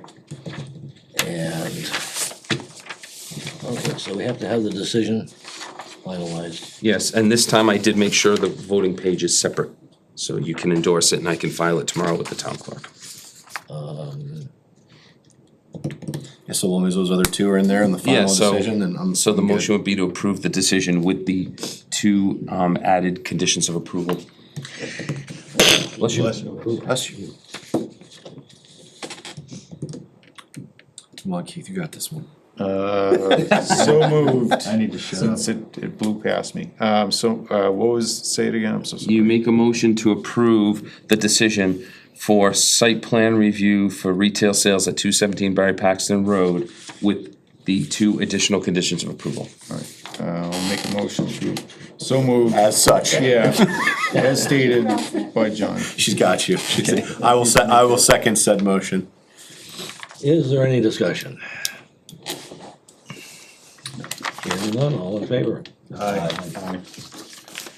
Unanimous. Much You're all set. appreciated. I will process this tomorrow morning, make those changes. They have to, first they have to sign this, and I will file it with the town clerk. Your 20-day appeal period starts the following day. So you count 20 days out, and then the day after that, you can pick up your decision, have it filed with the registry of deeds recorded, and you'll be good to go. All right. So let's say so. It's tomorrow. Thanks for getting us all this. Yes, thank you. So, let me file it. It's amazing how much quicker when you guys told him to do it, it went. Oh, cause Julian was here? So April 2nd Perfect. will be the day that your 20 days expires. Now I can start getting building inspections and stuff done before that? Yep, at your own risk. You can start on that at your own risk. Yeah, that's fine. Have to make that Nope, provision. that's fine. I'll sign for Dick. So what is the 20 days for, out of curiosity? In case somebody wants to make an appeal that didn't during the public hearing, basically almost never happens. So Oh, it happens. it happens very rarely. Oh, it happens. So yeah. So that's what that is for, and the state allows that provision in case somebody comes in after the fact and says, wait a sec, or something comes up, so. Now, if they come in and file an appeal, it goes to the zoning board of appeals, appealing, if someone appeals the decision of the planning board. So that's it. You're all set. Very good, thank you. Thank you. Next item, correspondence None? and planner report. Okay, so we have some bylaw subcommittee minutes that we need to approve. We can't do May 22nd, 2024, June 26th, 2024, because only Keith, Dick, and Norm were present at those meetings, and Dick is not here. So we have to continue these. So, but we had a full board on November 20th, 2024. So if the bylaw subcommittee would like to start approval of these minutes, so we can start getting caught up on minutes. Yeah, I wanna get these to Ben as soon as possible. Sure. So let's get to November 20th, 2024's minutes, take a look. And see if there's anything that jumps out. What was that date again? November 20th. 20th, it's the second in the package. That was the special meeting before the special town meeting, correct? Yeah. Yes. Very special. That was at the Wood Studio. I did type those up. If you see anything wrong, let me know. That's what it Perfect. was. I was wondering why they were all Yeah, messed up. Yeah. Just messed up. Just kidding. Tried to format it. Just teasing you. Still, We're looking at November, right? Yeah, November Yeah. 20th. Oh my God, I'm sorry. It was just before, 11/20. still missing it. Oh, that sounds horrible. What date again? November 20th, 2024. Keep going, yeah. November 20th. The only caveat I have for the okay. 20th was I was remote for that meeting. I don't know if that needs to be indicated or not. No, it I doesn't assume matter. not, Yeah. but.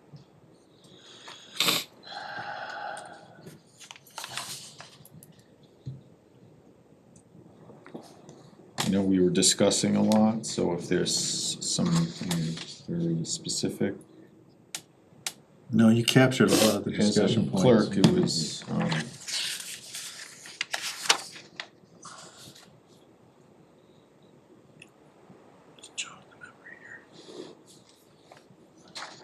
yeah, a lot of back and forth about, Yeah. you know, the nuances of changing the LME thing.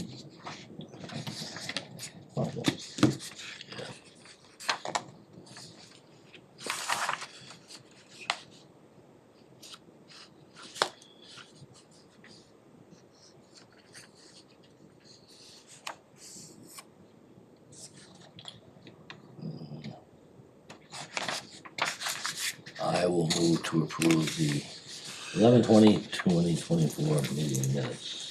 Have a second. I will second that. Any discussion? Didn't see anything that jumps out. No discussion, I will take a vote. Aye. Aye. Aye. 4-0, okay. November 21st, Britton was not present, so the other three members, Tim, Yep. Keith, and Norm can vote on this November 21st. That was prior to special town meeting and during Yep. special town meeting. That was out in the library subsection known as the common meeting area. Yeah. That was at Glenwood. This was last fall. Oh my God, I was thinking of, This last one. This was last yeah. This is not the special town meeting. This is the was special- first This was the special fall town town meeting. meetings. Yeah, these were, Okay. We didn't have much to discuss, we were just there for the votes and that was pretty much it. Yep. Well, I'll move to accept the November 21st, 2024 minutes. second it. Got a motion and a second, any discussion? We'll call for a vote then. Aye. Aye. Aye. So- 3-0. December 21st, Tim, you were not there. That was the site walk. Yep, I was not there, so I So- will, Britton, Keith, Norm can vote on this one. since I don't think I have a vice, I will defer to Norm as my official vice. I mean, a lot of plans changed since then, so. Oh, boy, I But this guess. did cover that initial water. Yeah, that was for the open space design with the roadways initially, so. That was round one. Kind of a moot point at this point. We gotta get these to bed. So. And Anita, I should say. I think too. there's no issue. I'd like to make a motion to approve 7 minutes for December 21st as written. Is there a second? I'll second. All in favor? Aye. Abstain. And finally, January 8th, Britton was not present for that meeting, so Tim, Norm, and Keith, you're the voting members on January 8th.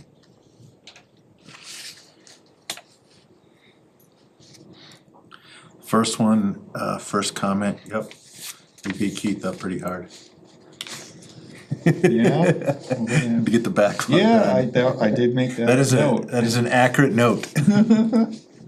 We are here today, because of that.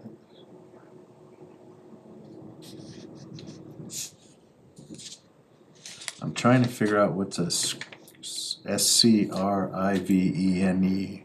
Scrivener. Scrivener's error. Scrivener, yeah, I had to look. Misspelling, Okay, that kind of thing. that's what's that, a $5 word? That's a $5 word right there. I don't Okay, know. yeah, I've not heard that one, so I I have just, never seen that word before, I'm not gonna lie. I'm glad you asked. yeah, I will, cause It's like, I just expanded my vocabulary. See, that's like if someone says something, okay. So what's that, Tim, and 5 words? Something that never happens, but if Tamika happens to write it down wrong in the minutes, that would be a Scrivener's. Yeah, Oh, okay, alright. or if you do, Just not a mistake, we're Yeah. gonna say it's a Scrivener's error. okay. Yeah. Or if you're doing a legal ad and you make reference to the wrong subsection of the bylaw by accident, then that could be a Scrivener's error.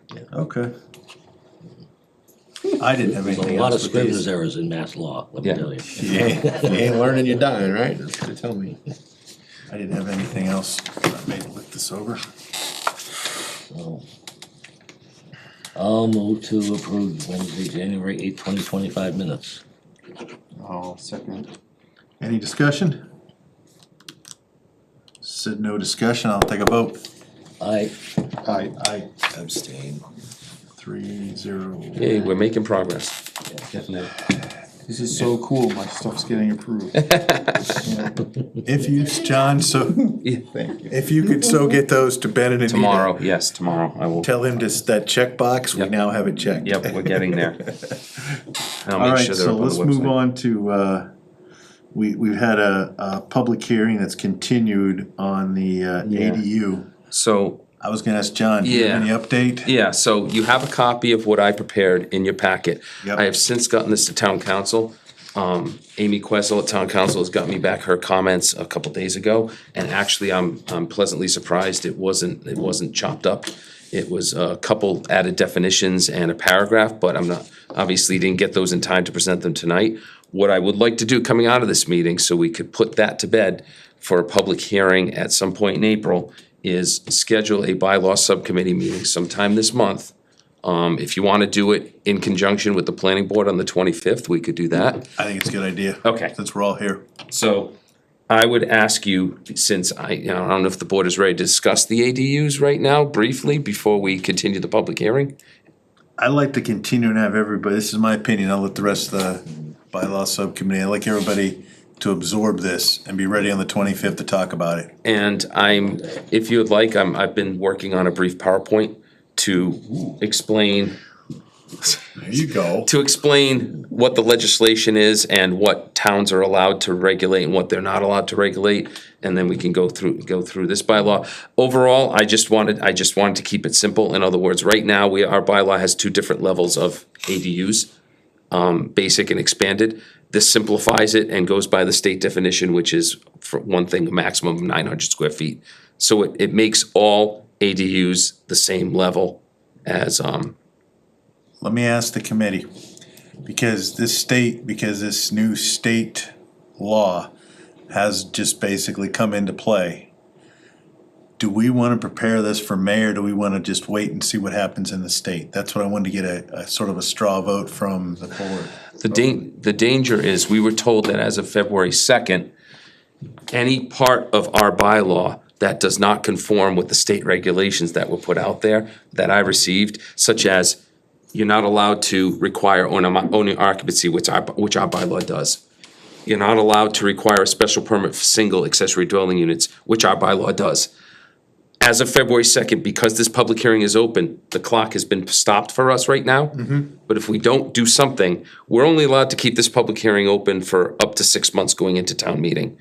If we don't do something now, what we risk is some of our current regulations being unenforceable if somebody comes in and files a building permit for one of these, for multiple ADUs on a site, for instance. And I gotta ask you, cause again, I don't have the pulse, what's other towns, cause we can't be the only ones Well, saying, it depends. I was a little bit surprised when this first came out last fall.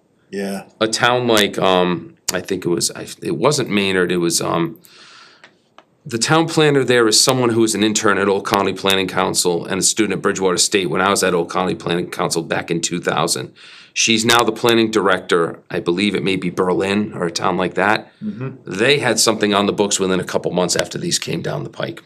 So some towns are accepting the state guidelines because basically what we're being told is basically you're not allowed to have some of these regulations in there. So what I tried to do is come up with a bylaw that satisfies the state, but protects the town as much as possible, because overall, I don't think this town or this board has issues with single accessory dwelling units.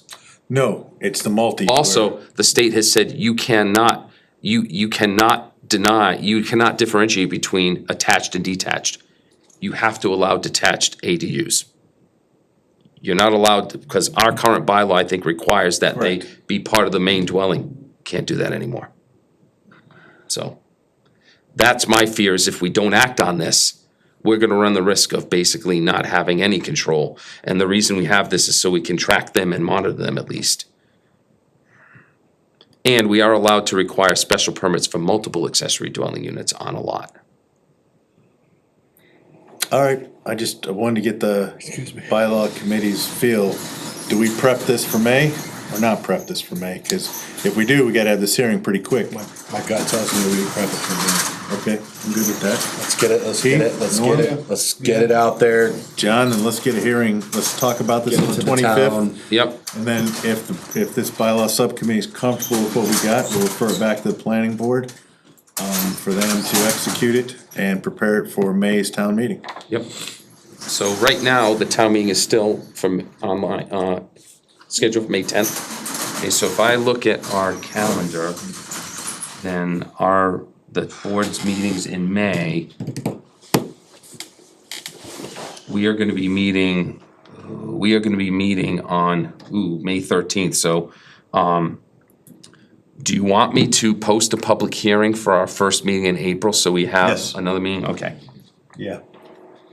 Because we could talk about this at the beginning of our planning board meeting on the 25th. Correct. And if it sounds we're comfortable with this, we could refer to the planning board during that meeting. Right.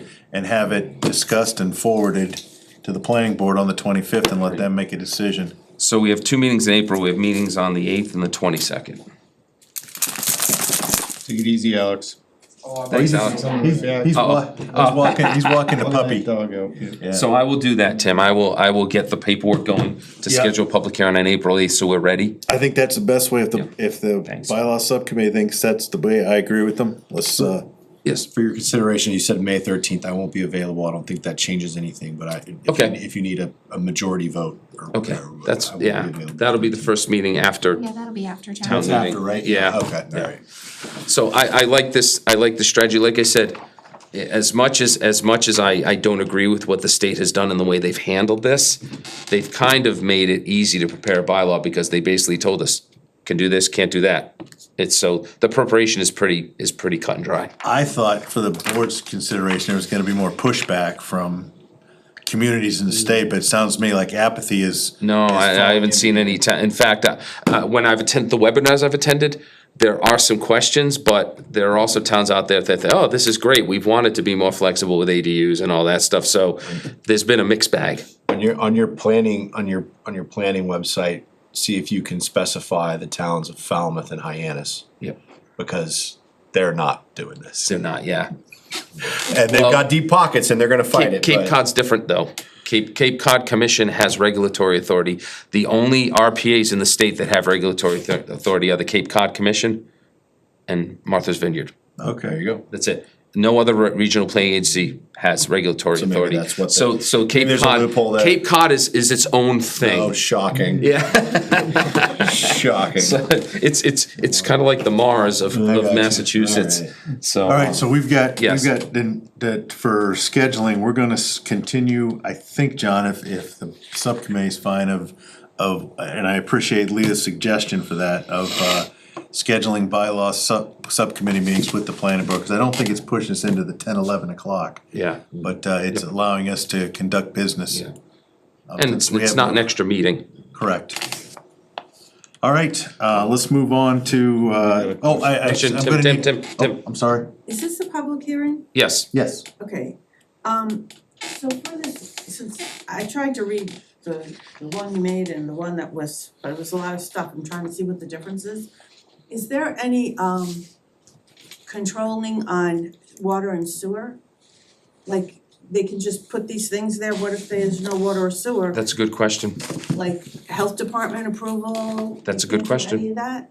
That's a good question. If they have an on-site septic, then they're gonna have to, that's gonna be a consideration. They have to upgrade their septic system potentially. I think the ADU, has to be part of the septic system. So if Yeah. there's 3 bedrooms allowed, 2 in the house, 1 in the ADU. So they can't make an ADU bigger than what the septic system is already there for? Well, they'd have to upgrade it. That would be up to them. Like anything else, like when we get an ADU now, we've had ADUs where they add an ADU on, they add an extra bedroom, they have an extra bathroom. They have to make sure the septic system's up to date. That's real, that's not the planning board's, If they're yeah. on town water, town sewer, that's what we talked in the meeting earlier, where this is a consideration. Since Chris is the DPW director, that's all gotta be considerations now. Right, like is there enough capacity in the sewer and the water to add, Good question. so does that get, That wouldn't be us. No, that wouldn't be us. That's the Board of Health. Basically, we're being told by the state. Okay. But not for the sewer. I mean, for the septic system, that's. Septic is Board of Health. Item Yeah, 5. Board of Health, yeah. So, She's so talking hold about on, water. Gene. Basically, the state has said, as of February 2nd, the reason we're holding this public hearing is to stop the clock so we have time to work on something. Right. But as of February 2nd, any part of our bylaw that is not consistent with what the state handed down is gonna be non-enforceable. So our hands are tied. We have to come in compliance with the state or else they, the state saying even if there's no sewage, you still have to put they haven't talked about it. accessory They're very dwelling vague. there? So they've Be able to kind, get occupancy Yeah. for the dwelling without the service for septic or, and a separate water service. so. Yeah, our bylaw's basically allowing them to build it, but they still have to get a building permit. They still gotta go through the standard process. If they were gonna say it's, like you said, a 4-bedroom house, and they're gonna have a detached 5th bedroom, the Board of Health has to approve that Yes. their septic system is large enough to be able to handle that, So we could approve an accessory dwelling unit that they can't develop. that they can't build. But the same thing happens with residential subdivisions. Yeah. We could have a residential subdivision with 25 lots. Doesn't mean all 25 lots are gonna perk. They could only get 22 out of it, but there's nothing the planning board can do So about you don't that. check that first? No. No, can't, no. Just to put in a short comment, I believe one ADU we did recently, they took a bedroom out of the main house, we're allowed to call it an office. Correct. And that bedroom becomes the bedroom for the accessory dwelling unit, so it doesn't change the septic. Use. Now, I for a believe subdivision, that's- they do have to do, for a subdivision, they have to do some soil testing to show that the soil's appropriate, but they don't do tests for every single lot to show that they perk Our before they subdivision come to us. regs does not require perk passing as part of the subdivision approval. Nor do I'm not sure we can. I don't think so. Again, That's out of our purview, in my Yeah. opinion, but Board of I'd have Health. to ask, that'd be a KP question for Yes. me. Yeah. Still Board of Health. Yeah. So when we approve a subdivision, that's the maximum number of lots they're allowed to develop. So if it's 25 lots, the subdivision is approved for a maximum of 25 And if lots. one doesn't perk, what happens with that lot? It stays vacant. or they can merge it into another lot if they want Yeah, to, and but they do that through an A&R process. Or you bring in a lot of money worth of fill and you create a perk. Yeah, Yeah, yep. so, Very kind of I apologize, any other questions or comments from the public before? I was looking up there too to see if I saw anybody. so like I said, I'm preparing a PowerPoint for the 25th, and we'll be having a public hearing on this on the 8th before the planning board, and, to get ready for May time. Alex, since you're in this, you got any comments, questions, or anything like that about this ADU? We passed it a while back and now all of a sudden we're back trying to fix it thanks to the state's requirements. No, not at this point. Okay. Yeah, so this has been different than other things the state has done. Usually when it comes to like MBTA communities for multifamily housing, whether it's when the medical marijuana came out or even adult entertainment, what the state has routinely done is they've gone to the towns and they said, okay, here's what we need you to do. We need you to pick an area, sometimes at least X amount of acres in size. Designate. But designate an area where this is allowed, and, you know, it's your decision. This is the first time I've seen the state come in and say, no, you have to do this, and it's gotta be allowable in everywhere where you allow single-family housing. This is the first time the state's done this. And the state is allowed to do this? Who's stopping them? The only way. The state is allowed to do a lot of things. Yes. That it shouldn't, but I'll leave it there. Yeah, it's the individuals in the state that can only, ask for a referendum or ask for something to override it, or go and protest to the committees that are passing this ruling out, but that's it. Unless we can't- secede from the state. Yeah. Well, there you go. Yeah, we as a town can't, Yeah, there you go. to John's point, we actually were being proactive by doing this ADU and trying to get it in place, so we'd have something for people to do it. And we had it in for maybe a year and a half, and then out comes the state regs. And then it's not good enough. Then it's not good enough, and we've got to, because we were trying to, when we put this together, not only the subcommittee, but the planning board, try to look at the town, what's good for the town, and the state saw that some of what we were doing wasn't good enough for the state, so we've got to adjust this. I personally don't like it, I think we wrote a damn good bylaw that was good for the town of Rutland, but unfortunately, like John said, when the state says it, if we don't do it, then our whole bylaw is unenforceable, and we have basically nothing that we can ask anybody to do. So. No problem, anything else, cause what I'm gonna ask. So Gene, if you wanna have further conversations about this, just give me a call, stop by, I'd be happy to talk about this with you and show you what the state, what I received from the state as far as the CMR. What's the purpose of having a town if the state just overrules it? That's a very good question. When Mr. We don't have an answer for that. When Mr. Don't you love when people do that? That's a great question. Mr. Williams used to have a good phrase for that, unfinanced or Unfunded mandates. unfunded mandates by the state, we typically get at our level in the towns. And we don't have a county anymore that can step in between us, so, it's basically from state to town, that's it. Or city, depending if you're in Worcester or anything, so, unfortunate. So do we have a motion to I was gonna continue ask for a this? motion to continue till, The public hearing public to, hearing to March 25th, and I'm gonna say 6:30. So moved. Second that. Any discussion? Just real quick, this document is labeled section F, so it's a continuation of, what's that? right, it starts, Let me see, hold on, what do you have there? so it must be connected to a different bylaw. Section F. Yeah. Yeah, what so you yeah, no, put- it's gonna be formatted to fit our bylaws, that's, that was. Yep, so there's already other. Yeah, it's gonna information. replace what we have. It'll replace. It's gonna replace what we completely. have, yes, Okay. yeah. All right, no more. All right, then I'll take a vote. Aye. Aye. 4-0, aye. And then we'll continue this on the 25th. Hopefully on the 25th, we'll look and see everything's good, and then we'll refer to the planning board with a vote. And then the planning board can take it and run, well, let me write, the 4 planning board members, Dick will be here hopefully. We'll move it forward for a hearing and then on to the town floor for a zoning vote. Well, yeah. We forwarded to select board. Yes, Yes, to be put on Yes. as a warrant article. yes, They asked the public hearing. yes. Yes. So, can I just skip to 4 real quick, because there's really nothing to that on that agenda, Tim, about floodplain overlay? Yes, I didn't see anything in there, so I was gonna ask you about that. We're not gonna deal with that right now, because Britton had expressed some concerns about it. The building commissioner has expressed some concerns about it, so we're gonna put pause on this, do some more research to make sure it's not gonna be hurtful to the town. And that will not be on the May, because we No. need to do some research, so that's Yep. gonna be one of them that's Yep. gonna be off the table. Yep, that's all I wanted to say on that one.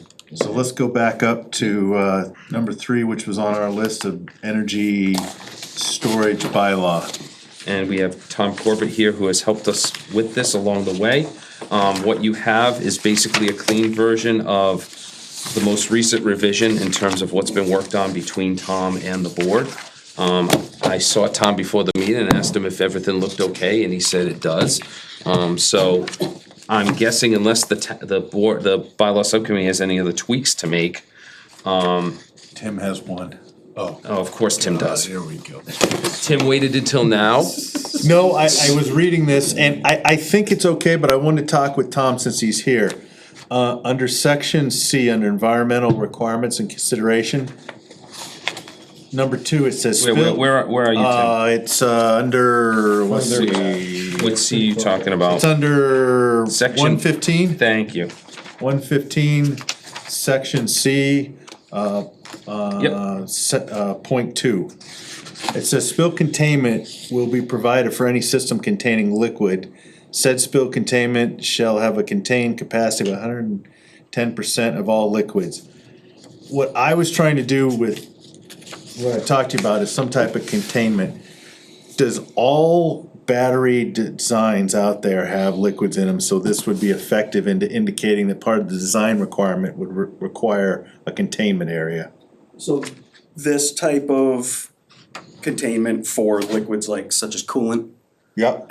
there is typically a design element within the cabinets that catches anything that the container itself holds individually. Yeah. So that is typically like a drip pan of some sort. There's usually 40 odd gallons of coolant in one of these containers. And I know one of the systems that we were looking to use back a year or two ago, they typically hold like 200%, but 110% is where you want it to be. That's pretty standard with any kind of like DEP stuff, and anything around that, but, so You know what I'm that's asking gonna- for, containment of the facility, So the something around containment it. of the facility, I think, is covered. That's what I was looking, I couldn't find it, help me In out. 3, so projects cited in watershed protection overlay districts, zone A, zone B, shall be provide secondary containment of all battery cabinets. The secondary containment shall be designed to prevent accumulation of water, runoff, snow, in that way, so it can evacuate water. I can tell you, I've been developing these projects, I don't have any site control in Rutland, just to be clear, just so you guys know. I've been working with the board for a couple of years, prior to this with David George back then, or, Yeah, it was, that's when we started this whole thing. yeah, it was a while back. So we've been talking about this bylaw coming down for a while, and now that the state's pushing regulations, it is definitely a good idea for towns to have this policy in place, because like, almost talking about the ADU, right? You can reasonably regulate, at least with this type of drawdown from the state's gonna be coming in by January of 2026, they want, a statewide permit process for this stuff. Quick process. Yeah, and they're required to approve within a year's time. I can tell you, it's taken me over a year to permit many of the facilities that I've permitted in the state. So it's good to get this stuff on paper now and ahead, but. This to me is, I can't believe a public hearing on this before a town board would take a year. It's crazy. You'd be surprised with the back To me, and forth. to me, that's not even quick. Quick is 3 months. Yeah, right. But I have recent filings for these projects, in various towns. We had one about, I'll say a year ago now, that was within like a protected watershed. There's wetlands around. Anything moving forward for battery energy storage in the state that's going to DEP is gonna be required for containment of fire water runoff. See, that, Yep, anything within a sensitive area, zone B, zone A. That's Things that's around. Dick's baby right there. So if it's going to DEP, do those go to DEP for your town? I don't know if that's a town regulated commission part.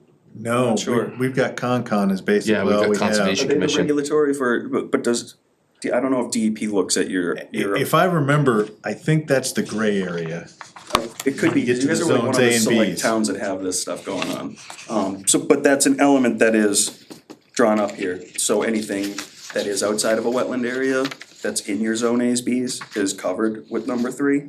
The systems for containment are pretty simple. It's a pretty typical system, is just like you would have at a substation for a transformer, if it was an oil-filled transformer or what have you. It's a subsurface polyvinyl membrane that has a chamber in it that evacuates water to daylight on a normal operation, and would have a fail-safe stop valve upon any kind of trigger from a fire signal or an e-stop switch outside the gate. Yeah, DEP does require a remote shut-off and a manual shut-off. So and I can send you guys some language that DEP has given me on my NOI for my DEP file numbers. That's standard now, coming out of Kim Roth's office. That's what I wanted, because you know where I was going, or maybe you didn't. The typical philosophy for firefighting these now is let them burn. Yeah. Don't throw water on them. And what I was trying to do is get a containment area around that facility that when it is done, everything that's melted, burned is contained within a zone. And again, I apologize, I come from the utility industry where any type of ammonia or any type of, I'll call it hazardous waste, has a concrete contained area around it to support that, to make, and again, with the underlayment underneath, but also has a concrete wall to make sure nothing escapes from that zone. And maybe that's overkill. I think the concrete is one, is porous, and 2, is not a fail-safe, right? I mean, shifting, frost, things of that nature. I ran through this with a project out in Hadley with the board, and we were talking the same language that we're talking now. Okay. Like hemming and hawing about what to do, and this was before DEP, and I've worked with DEP on multiple different levels of contamination, so DEP's first looking at this as like, okay, we've got stormwater features on these sites because they're clearing trees, whatever. So one site does utilize the existing stormwater drainage features because it's a detention basin. So that's a lined detention basin. Yep. And so all the waters sheet flow right to the detention basin. That situation you could do, but when you're infiltrating, you have a very hard time capturing water ahead of an infiltration basin. So with that, I go directly right around, so our sites have 4 pads. Yep. With 8 containers. So the polyvinyl membrane goes fully around those 4 pads, and all the piping and stuff comes up underneath and sleeved, and there's insurance policies I'm less around. concerned now than when we started this with Dave back in the day, because we were talking about foam, we were talking about water. right. Things I have was worried changed. about that hazardous issue. Now that the philosophy is just let it burn and then we'll deal with And it contain afterwards. it. And contain it. I'm less apt to have concrete supports around it because there's nothing gonna escape. It's gonna just burn to the ground. Yep. It's just the hazardous release, and with that membrane underneath, that's the capture of the hazardous waste underneath, if any water or rain gets So on it. Tim, hold on, so we can back up because I know Alex and Jean haven't been part of this discussion, that this has been going on for a while. The reason we're doing this is because for these facilities, when they catch on fire, the stuff that the fire departments had been using was actually, to fight the fires, was deemed to be more hazardous to the groundwater and the environment, like the foam, than actually just letting it burn and containing it and then just dealing with it after. So that's why things have changed over time, where the way to, the safety. Let it go. The safety features on this have evolved.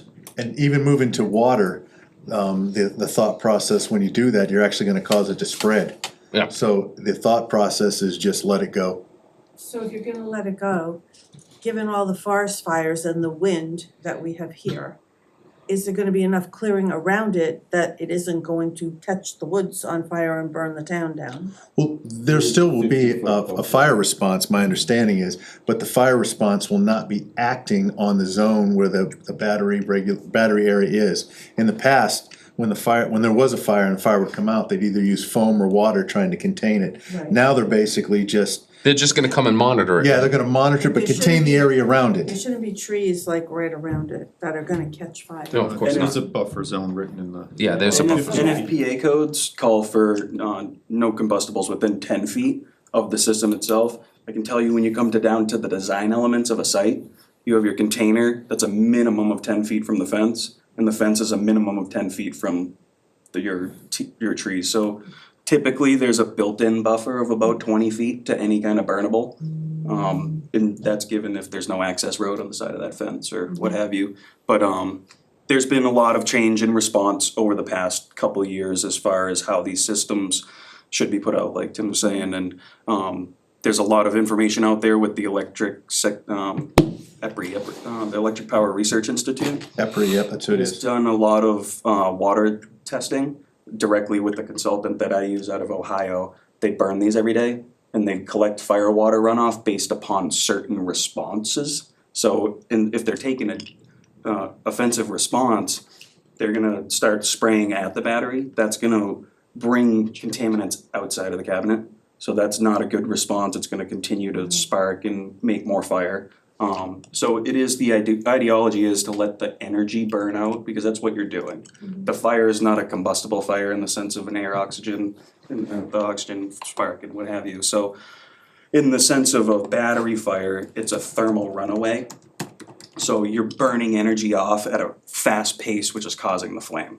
And you need to let that energy burn out of the cell, which it shouldn't, there's a lot to this, but it shouldn't propagate to nearby surrounding cells. And if that's the case, then it should burn out within X amount of times, depending on how many cells are It's in not that like a block. structural fire that has lots of components in Yeah, it. and you're talking, the components of this are metal, plastic, wiring, there's some coolant, there's known, what's in the smoke, there's fire testing So that goes on. there's not wood or other organics. We're correct, right, so the only liquid that's really in batteries like this is a coolant, which is a typical coolant, like a car, it's a closed cycle, closed loop, cycle system, just like a car with solenoids, things of that nature. So there's a lot to it, but I'm good with that then. I just So wanted to. is that your only comment? That was the only thing, So- the containment, I know Keith and I talked about, but it was, again, it was on the fact of with foam and water, which is now So, off the table. Just to let Alex and Jean know that this was worked on for a while when I first started. This was already kind of 75-80% done when I started back in October of '23. Lots of progress was made on it, but it wasn't quite gonna make it for the last fall town meeting. So we kind of put it on the shelf and we're bringing it back now. So basically, this was 99% complete last fall, but wasn't acted upon because it wasn't quite, we didn't want to rush it. So that's why it's coming forward this spring. So there's been a lot of work that's gone into this, even before I started here. I came in at kind of the tail end, so, would the bylaw subcommittee like to refer this to the planning board? That's what I was gonna for ask. public hearing on the I have 8th? a couple comments Oh, first. so- I was just reading it again this morning and just on section 108, I think it's first page, down the bottom, C, it says site plan approval. And it's special permit, Tier 2 is supposed to be special permit? right? Oh, wait, no, I'm lying. No, it's tier 3 that was gonna be special Yeah. permit. We're not touching tier 3. Okay, so so that one's okay. All right, and then the only other thing throughout, I was just noticing this earlier tonight, battery energy storage facilities as the title. We have battery energy storage systems, like referred to throughout here. I'm thinking, looking at this, it should, because it's defined, your definitions are battery energy storage systems. So change the facilities to systems? Or change it, it might make sense because of your document and the way your solar's written as for facilities. So- It might make sense to do battery energy storage systems, facilities, Okay. facilities.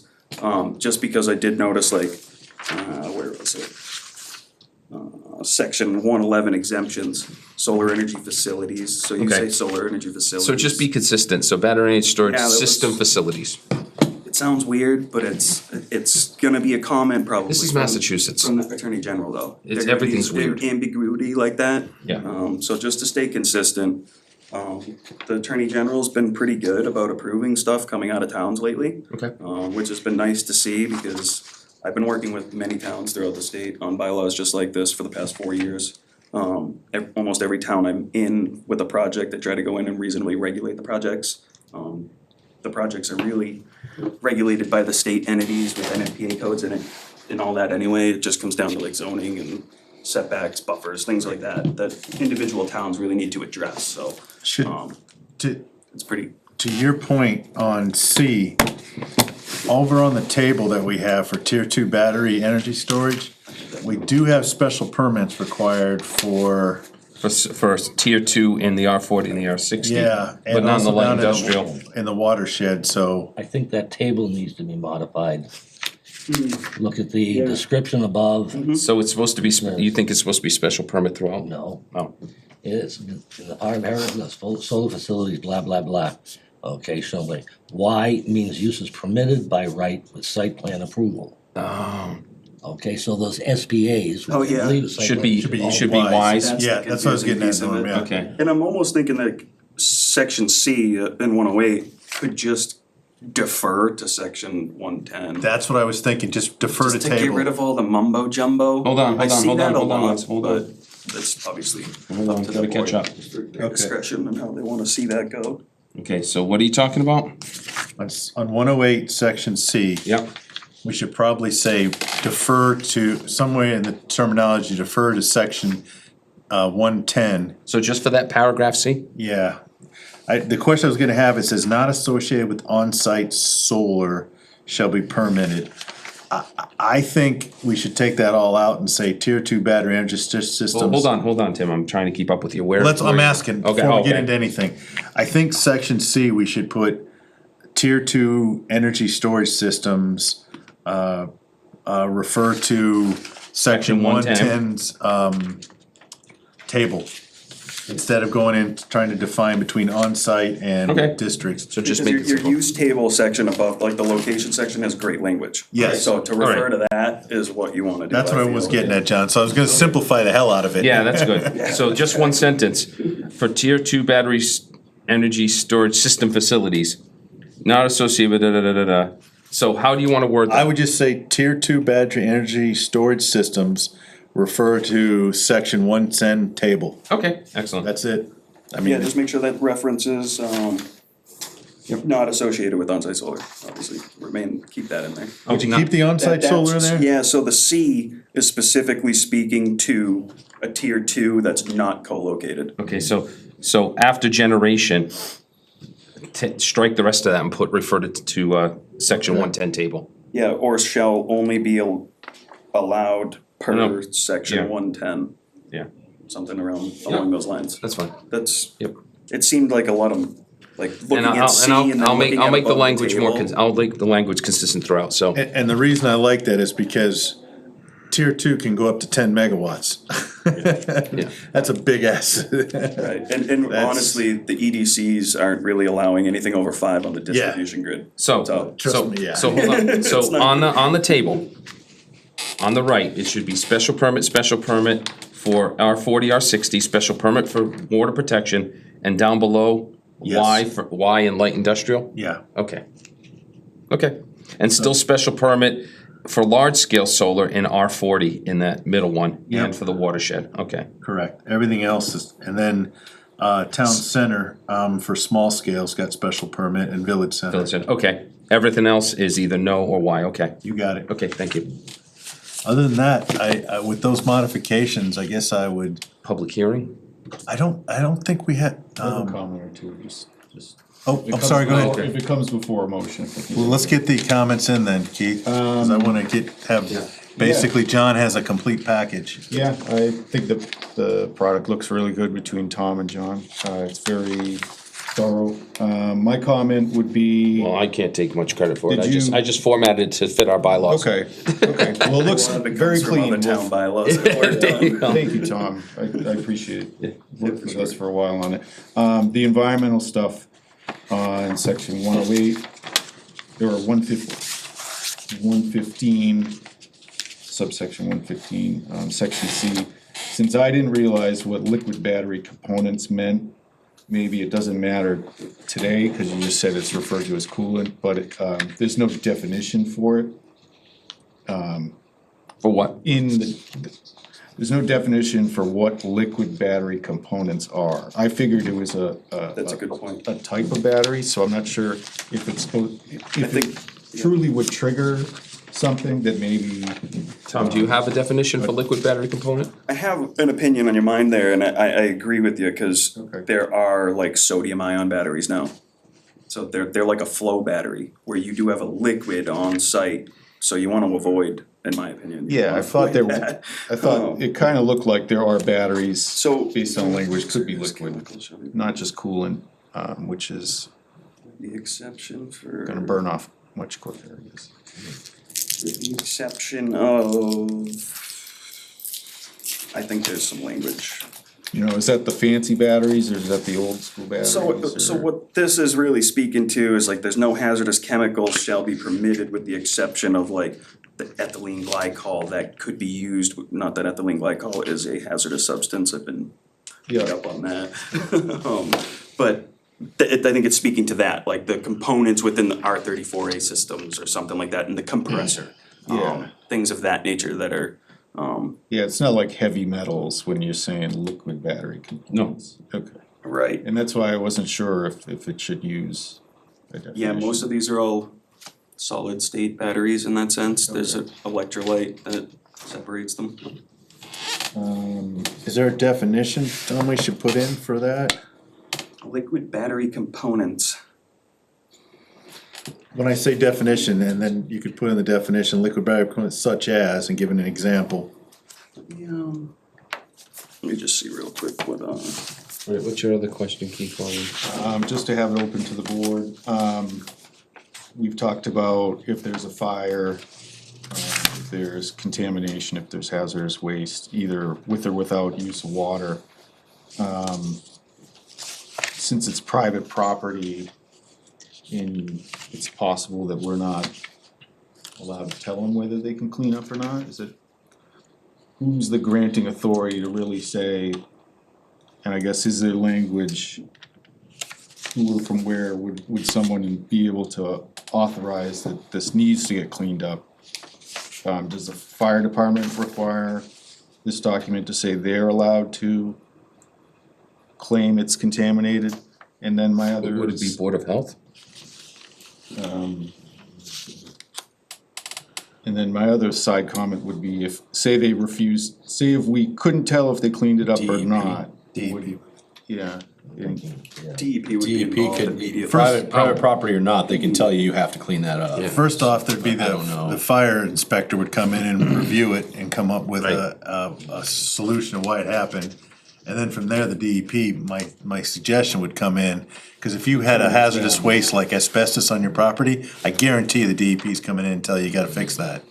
And the first thing they're gonna want is a test. Yep. And they're gonna wanna see the results, so they know what they're telling you. Kinda like 217 Barry Paxton Road with the oil. Yeah.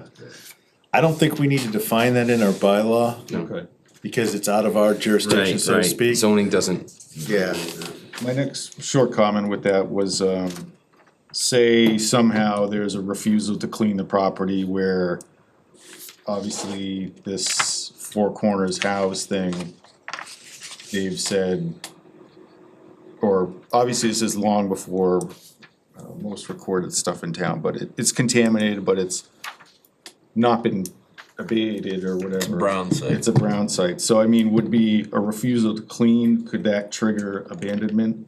That's what I was gonna say. I think, Keith, you're covered under the abandonment if they Right. don't do anything. But is there wordage in here that says? Yeah, we've got Yes. under section, if you go to the next page. I know we have abandonment, but does it contain due to inability to care and maintain Well, the the facility? abandonment says they can't operate. If it's burnt to the ground and they can't do anything with it, that's abandoned. What I'm saying, can they come in and just put a new, not clean the site, but could they come in and just drop a new container right there? no, and wire no, it up? not unless they clean up. Yeah, the DEP would. Yeah. No one would, there's there's things in I see what place you're to saying stop though, that. like, it's Yeah. sorta like. Cover it up and put some on top of it? Yeah, or just be like- Language where the town can, can require that no further action happen until it's cleaned up. I don't know if we can put that in or not, but I know what you're saying. Yeah, cause. Something like that I gives said, the it's- town a stop check if they walk away, they say, oh, we're not gonna clean it up.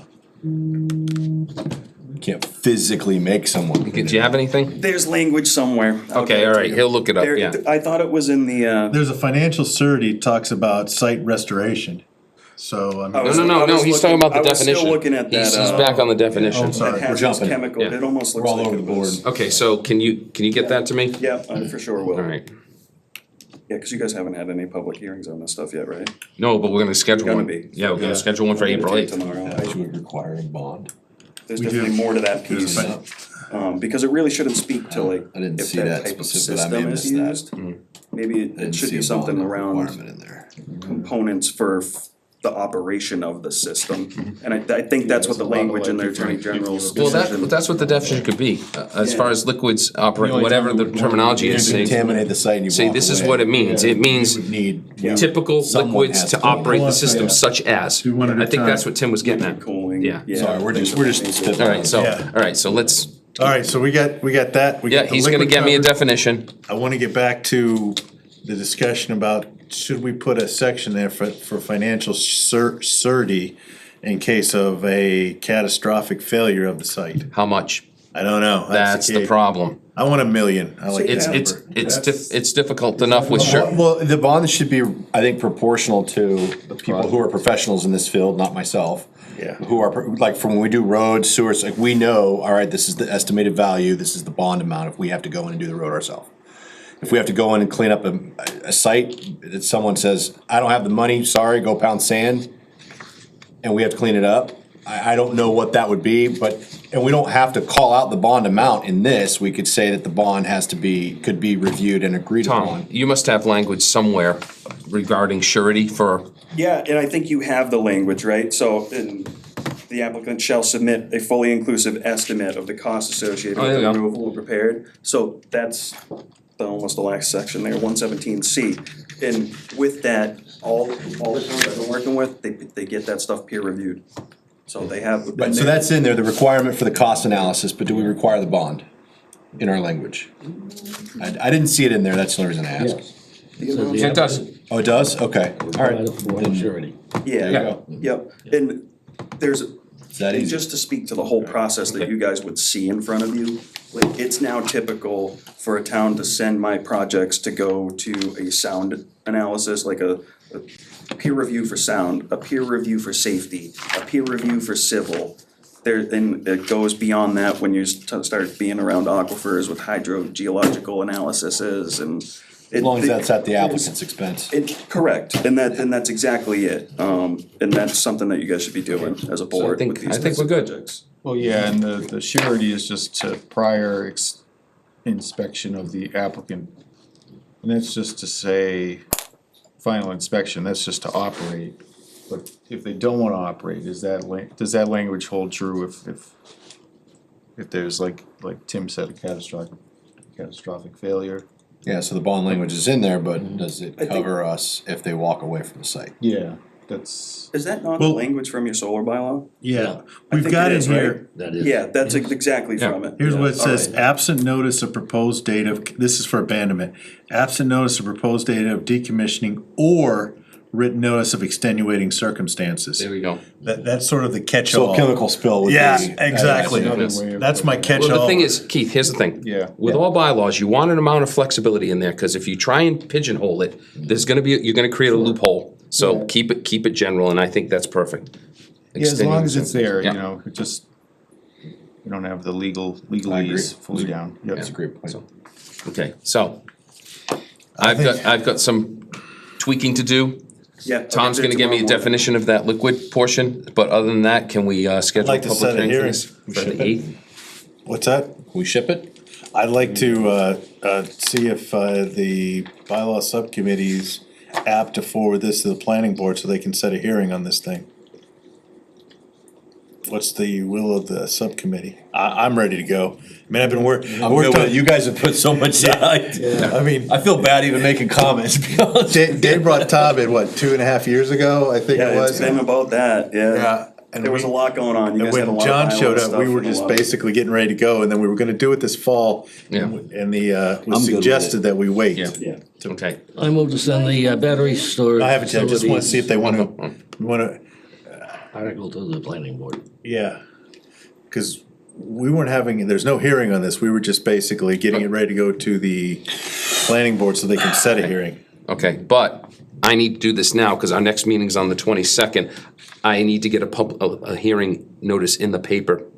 I guess I will ask the subcommittee, are you ready to refer this to the planning board I to? just made the motion. Okay, do I have a second? I will second Norm's motion. I have a motion and a second. Any discussion? Want to take a vote, please? Aye. Aye. Thank you. 4-0. It's going to the planning board to have a hearing set for it. I would be April 8th. I'll ask Norm, do we want to proactively set this for 2 hearings on this? No, let's just set a first hearing. If we need to continue it, we can. So if we hold down April 8th, we have another meeting on April 22nd. Yeah. Yeah. Okay, good. Any other discussion reasonably not anticipated within 48 hours? No. If that's nothing and there's no public questions? No, that's not part of the bylaw subcommittee. We don't have public comment. Yeah, well, I'm just So- gonna take some time. Come on. Save it for the planning board. Let's go. I will ask for a motion to close the bylaw subcommittee meeting. So moved. Do I have a second? Second. Any discussion? Vote. Aye. Aye. Norm, it's your party, I'm done. Okay, so I have one more thing under town plan report. Tamika has a request, the CMRPC has a request for the planning board to donate 5 hours of municipal assistance time to finish the tweaks to the draft street map. Because we got comments from Britton, Oh, that's a Dick, while and ago. Tim, yeah. So, and the town clerk, so would the board authorize, we have our full 20 hours still. Would the board authorize use of 5 hours, should that do it? Yeah, and he said To finish the street map? goes back into the bank, but now that he's received all of these revisions, it's taking more time than what was originally allocated. I'm good with that. Okay. Excellent. And Keith, you will be at the March 13th meeting if I have to drag you there. Cause the select Wanna go in board, person or Zoom? no, I Zoom, I can't, there's, Are you bringing boxing gloves? I will, cause I'm representing the Thank you, select Tom. board, so thanks, Tom. Yeah, Appreciate it. Thank you. Lancaster Yeah, I has gotta great zoom into information in that. the Zoom in, flexible we can zoom in. development bylaw about HOA Did you get the stuff. email from Awesome. Sherry I was- Haber? I just permitted a duplex Register in and then- Lancaster and had to go through the flexible development. She'll send you everything you So need. the once you HOA, it register. speaks well to like Is it- the got it. HOA Is it in person too? and the You can do it in party wall person. agreements or things of that nature. I can't, Yeah. Okay, so I'm gonna zoom in to make sure I'm there so I can get our hour. okay, so is the board willing to donate 5 hours of Yeah, we said inmate yes. time? Okay, good, so we're good? We need a motion. Yeah. Motion? I'll make a motion to donate 5 hours of, our CMRPC hours to the CMRPC to finish the street maps. I will, Discussion. Aye. Aye. I'll entertain a motion. Yes. Okay, so I have a question for the CMRPC representatives, because they're looking for votes on creating municipal and public safety building authority. What are your thoughts on that? Like, I think at that meeting, there's gonna be a vote taken. So they sent the information out.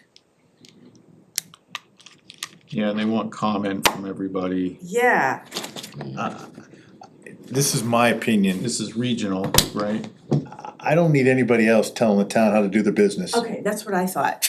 I got the state enough telling us how to do bylaws. I really, it's my opinion, and I won't influence you, Keith, but I prefer to. You or whoever votes represents Rutland, so what does Rutland think? I've got no feedback from anybody. The select board hasn't given me any feedback of what their opinion is. Did the select board get it though? Yeah, how would they even know that it's a thing? It came to CMRPC reps. Okay, I mean, I got it a while ago as an alternate. What is I guess a they need me to typical- report to them, is that what they're looking for? You wanna create an authority, which sounds like a commission to regulate public safety or something? Buildings, So, Gene, you're the alternate delegate, Tim, you're the delegate? yeah, So maybe you guys can I talk guess, offline? it's the 13th, we'll have no time to talk to the select Like board, 2 days away, yeah. yeah. Good question, I did not talk to the select board about it. I guess You can't really do that now, because it would be you'd have to talk to them individually. Correct? Yeah. Yeah. It seems like we have to see what their presentation is even. I don't believe there's really any documentation of what. They sent the, I guess we'll look at they're looking for a vote on this, I think if I they are. remember the way I read it, but I'll look at it and, Do you have each other's contact information? no, not at all. So actually. maybe you should. You just got last meeting. Right, and I've gotten this email twice with this. Oh, that's interesting. I just got one from Sherry and that's it. So All right, before I leave, give me your email address and I I will. think they need to talk.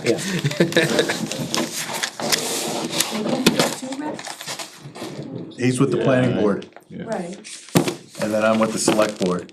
okay. So Keith reports to Norm, or to the select board, I should say, and then I report to So the, he gets to I'm sorry, to vote. the planning He board. gets to vote also? Yes, Okay. yeah. So what are your thoughts on it? I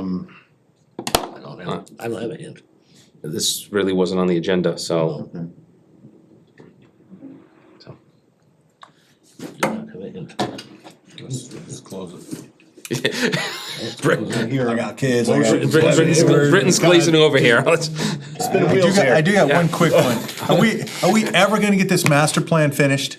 They're getting grant money to finish the open space and recreation plan, and we can't do it until they're done. I just wanna make sure the planning board is done, we're waiting on. Yes, the we're open waiting space. on the open space plan, Okay. yes. Just wanna get that out there, Okay. cause I'm tired of the planning board being thrown under the bus. It's getting to be old. Would you like to I make need a a motion? motion, I need a I can motion. make a motion to close the hearing.